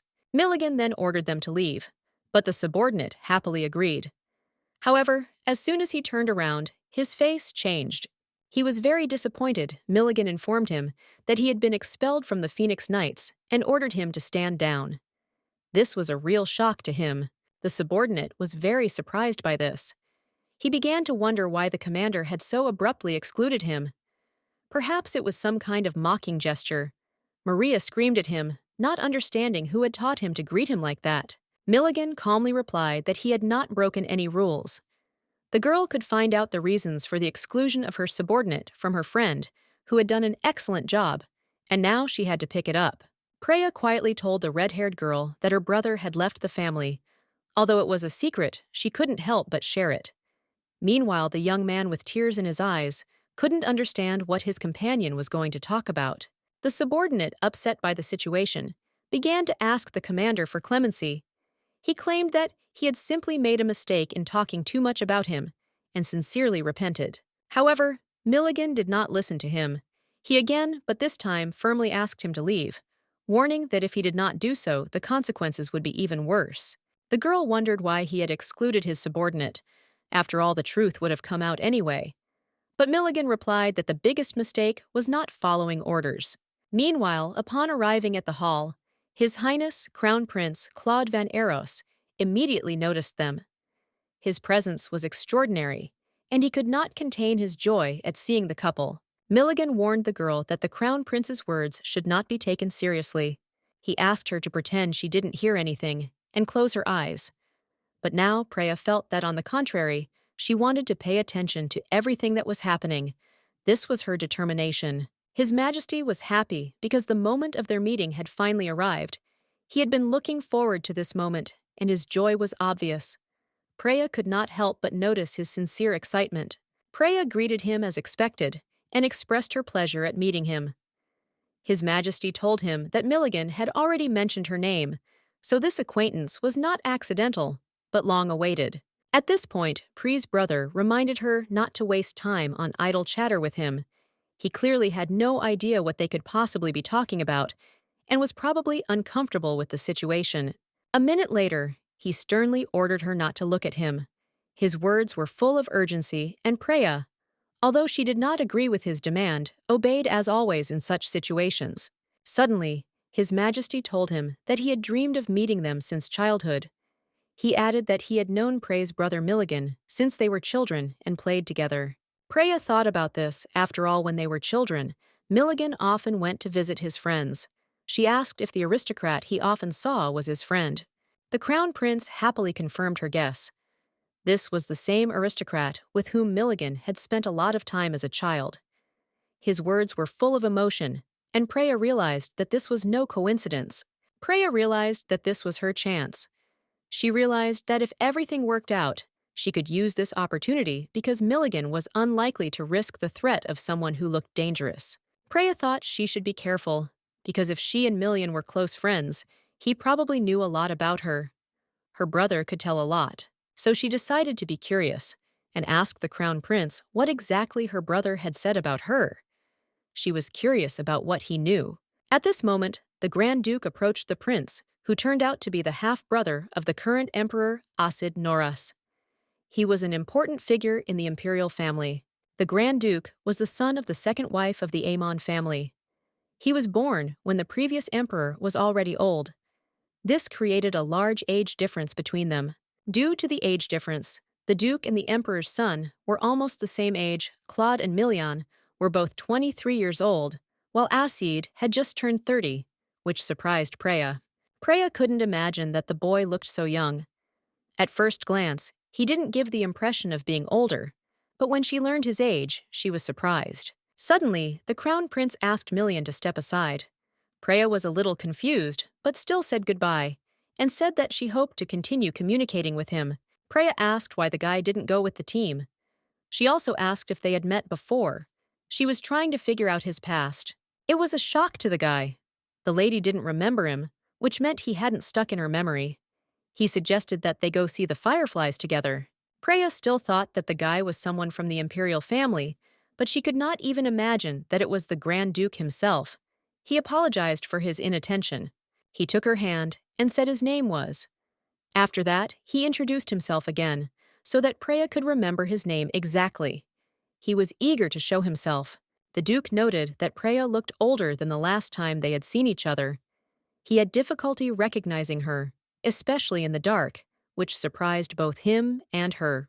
It had been 5 years since they had seen each other. Of course, this was understandable, since they lived in different places, and their paths had long since diverged. Preya explained that she was lucky to be born into an aristocratic family, and to have the power of spirit magic. She was happy with her background, but she knew that the Duke was not a master. Although Preya understood that the Grand Duke was not a member of the Magic Tower, she knew that the Spirit Association was created to prevent the influence of sorcerers. She did not want to meet or even talk to sorcerers, but suddenly the Duke said that not all sorcerers were interested in spirits, and he himself did not like the Magic Tower. This was a surprise to Preya. It was the first time she had ever met a sorcerer who criticized the actions of the Magic Tower. This showed her that not all sorcerers acted the same. The Duke explained that it had to do with his mother. She was one of the few who had died from a mana overdose. His family had always been involved in such cases, and rumors of her sacrifice had spread. Prea's thoughts were interrupted by 3 dots that were focused on the boy's throat. She felt tension, and her instincts urged her to be on guard. She quickly asked him to turn away and move away, but then something unexpected happened, causing her to feel a sharp change in the air and her well-being. Suddenly, everything around them began to shake, and a large pile of smoke rose up, hiding them from the outside world. The whole world around them changed dramatically. He asked her if she was okay, and asked her to wait there for at least a minute without moving.